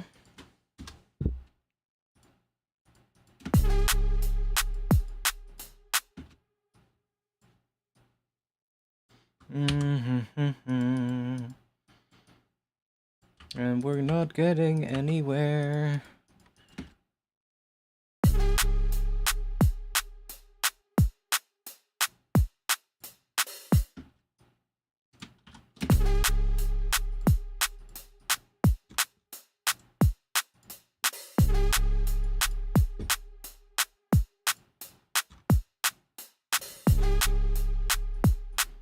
I do like that though.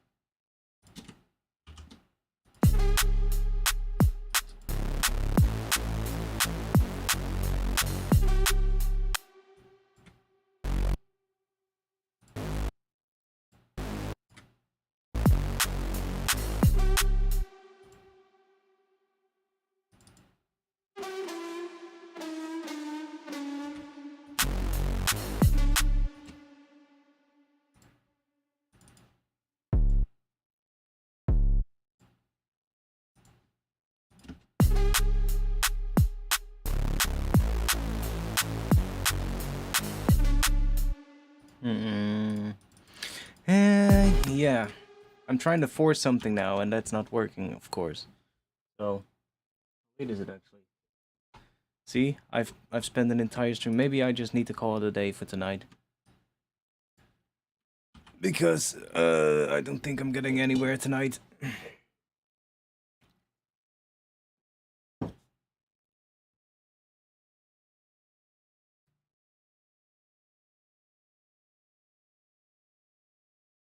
Chat is also really quiet, so or is the chat just completely broken? No, it's just you guys. I'm really quiet. Yeah, I think I'll just call it a night then.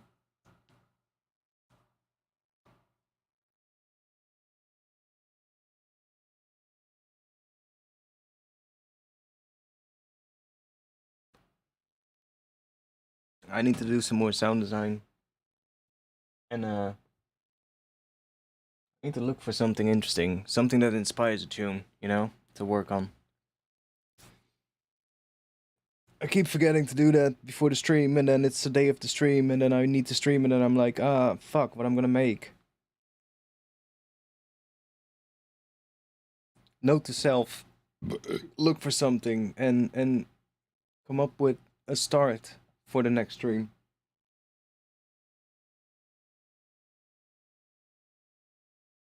Any final questions? Or any things you wanna talk about? I really don't know what to do anymore today. Sorry. Sorry. Not my best stream, but hey, what can you do?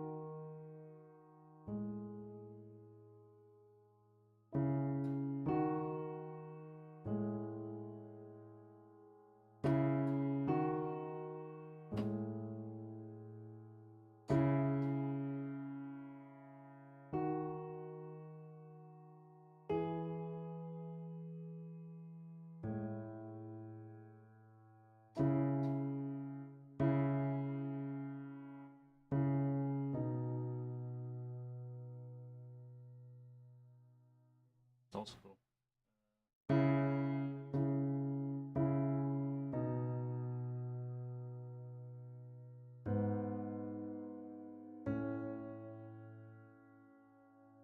Where do I recognize that font from?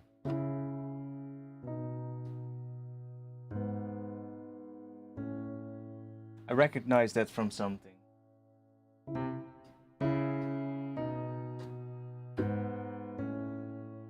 From what?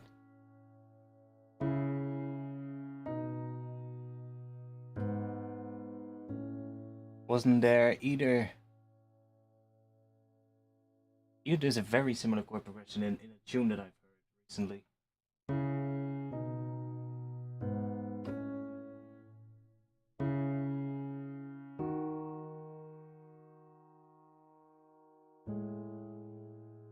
Love that interval. So...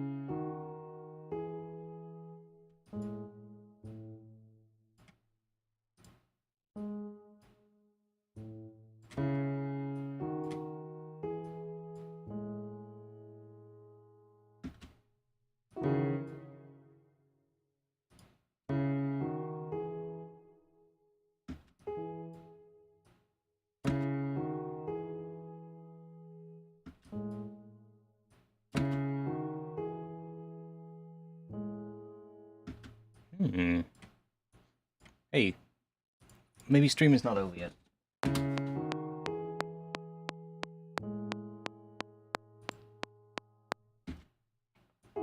Because I do kind of like that.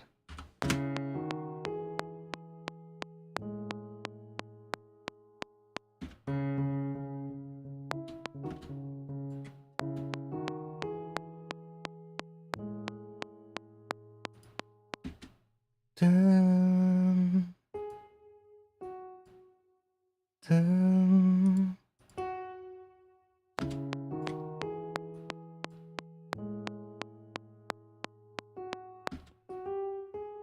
Dun. What is that?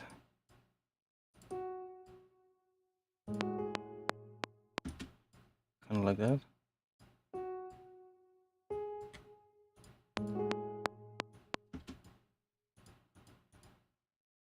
See if we can come up with something cool here.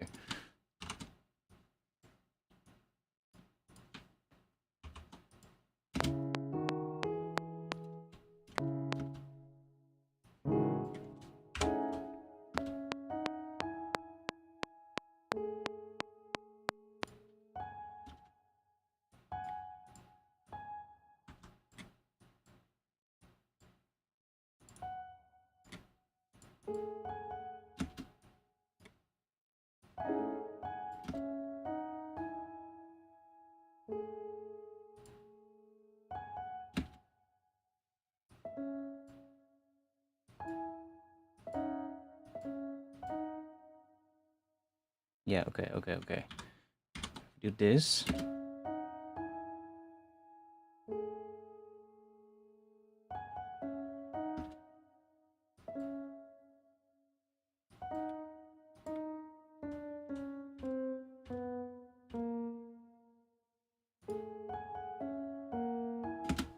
No.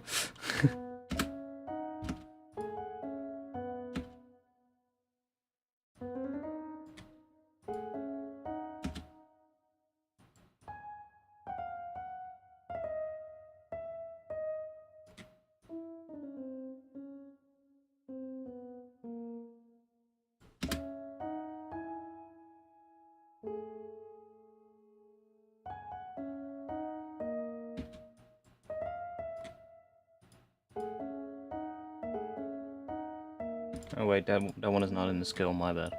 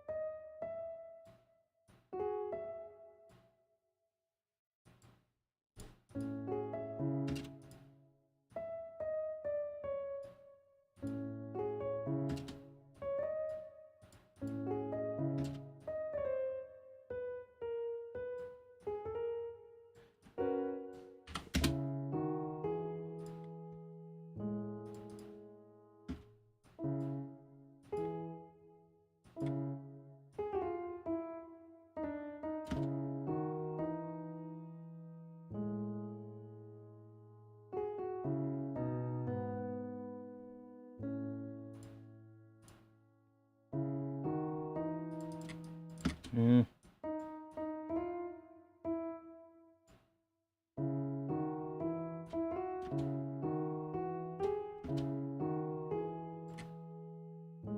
And that definitely wants to go to there. That is a cool chord progression. Definitely keep that. Save that.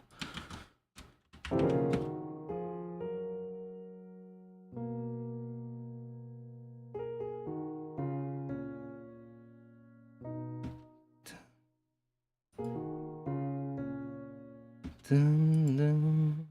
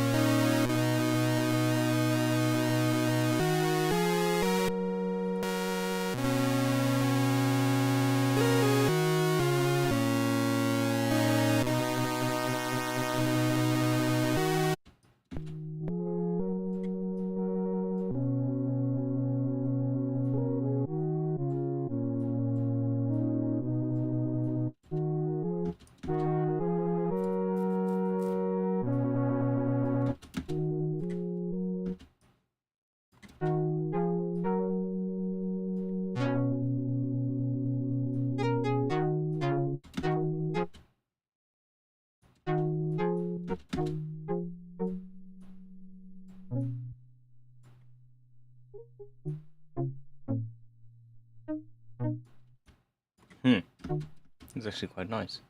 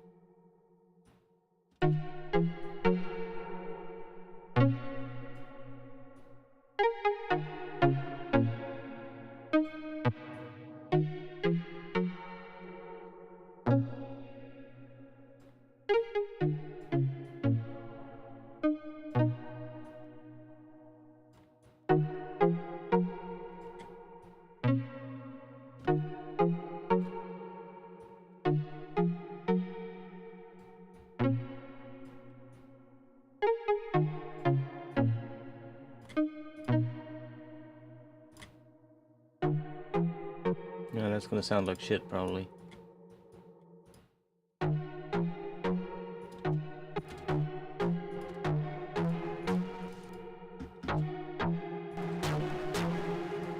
Yeah. Dun, dun, dun, dun, dun, dun.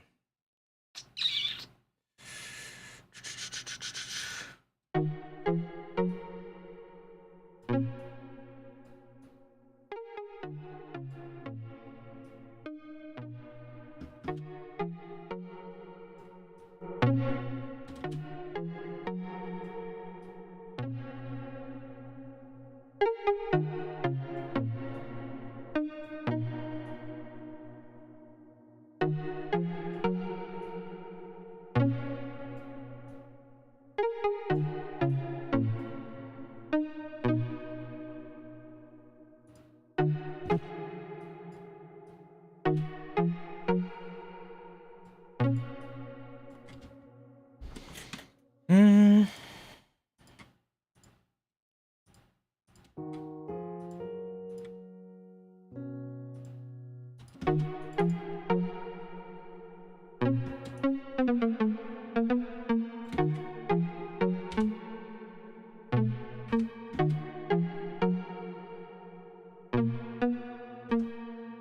Wait, was that one in the skill? No, but it sounds cool. Oh wait, a lot of them are not in the skill, because I changed it.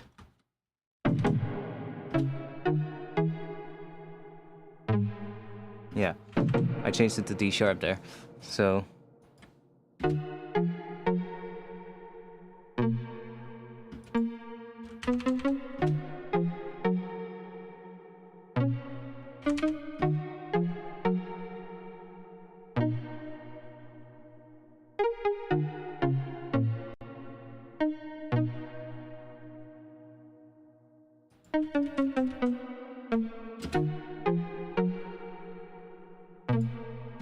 Yeah, I'll see what I'll do, but I'm gonna stop streaming because I don't really feel like streaming anymore. I'm gonna just mess around, and I don't have to work this weekend, so if I mess around tonight after the stream or tomorrow, and I'll figure something out, then I'll probably stream again this weekend, because I hate it when a stream goes bad or doesn't go that well, and that usually makes me want to stream again. So, if I do, I'll let you know in Discord. Link to that is in the description, and I'll drop it in the chat as well. Sorry that this stream wasn't the most entertaining. I hope you still learned something. I guess you learned about the comb filter in Pigments. That thing is pretty cool. I need to mess with it more and play around with, so like figuring out what kind of wavetables sound cool into it, because I feel like depending on the input into that one, you get different results. So, anyways, if you want to support, you can support me on Patreon. Link to that will be in the chat as well. On there you can grab a whole bunch of samples, and this month I'll be dropping the samples that I said earlier, the sort of like textural pads that I made, like all those ones. They're not like in a particular tempo or anything, so you just chop them up and fade them however you need them to be. There's a lot of different ones. Like with that technique that I showed at the start of the stream with the convolution reverb. So I'll drop those on Patreon this month, and there's actually a lot of them. I can check real quick how much it is.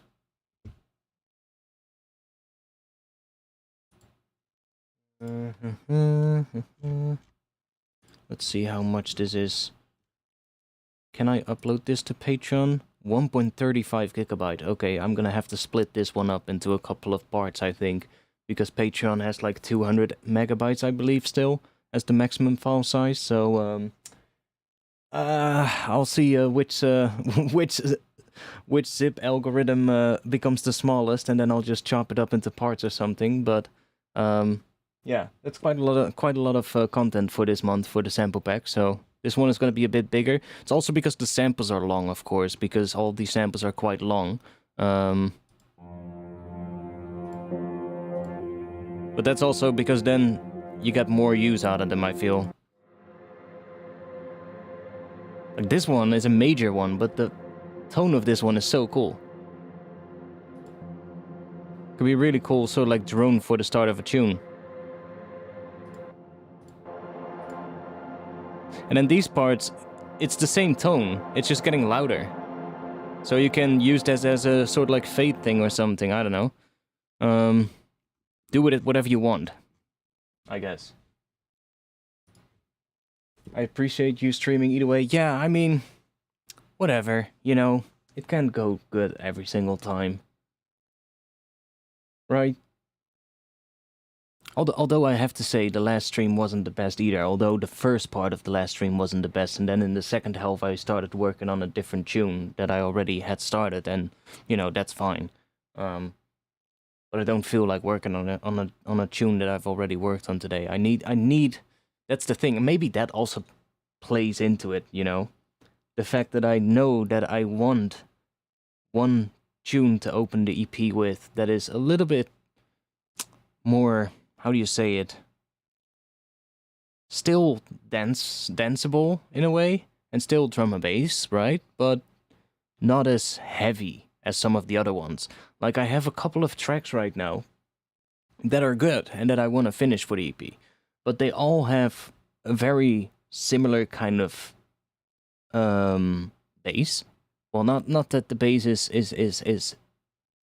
the same, but it's like they're all sustained basses. Like, there's no tracks in there yet that are a bit more rhythmic. Now, one of them I kind of started playing with adding sort of like a rhythmic response to the sustained bass, so that kind of does a bit of a rhythmic thing. But I want to have a tune that is maybe not as heavy, that can be the first track or something, or maybe somewhere halfway through the EP, that just is a lot more rhythmic in nature. So probably has like some 808s in the bass, and then like some kind of a melody lead step thing on top that is gonna do, well, I don't know, make something interesting. I'm not sure yet. I really need to get some inspiration for that. And I was thinking today, maybe today I can do some sound design and then come up with something and go like, oh yeah, that could work. But no, didn't really find what I wanted to find, I guess. Anyways, if I do stream though, tomorrow or Sunday, then I'll pop a link in the Discord chat. So join the Discord. I'll be there after the stream as well. So I'm just gonna go and listen to some tunes. And maybe even just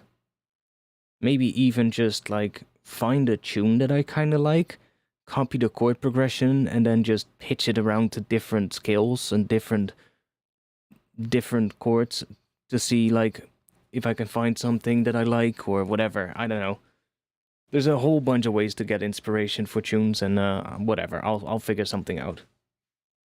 Anyways, that's gonna be it then. If I do figure out what I like, then I'll see you guys again. Just copy. Too soon?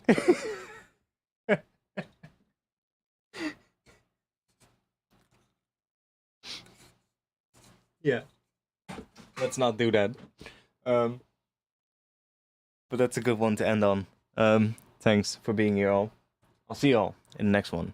Peace.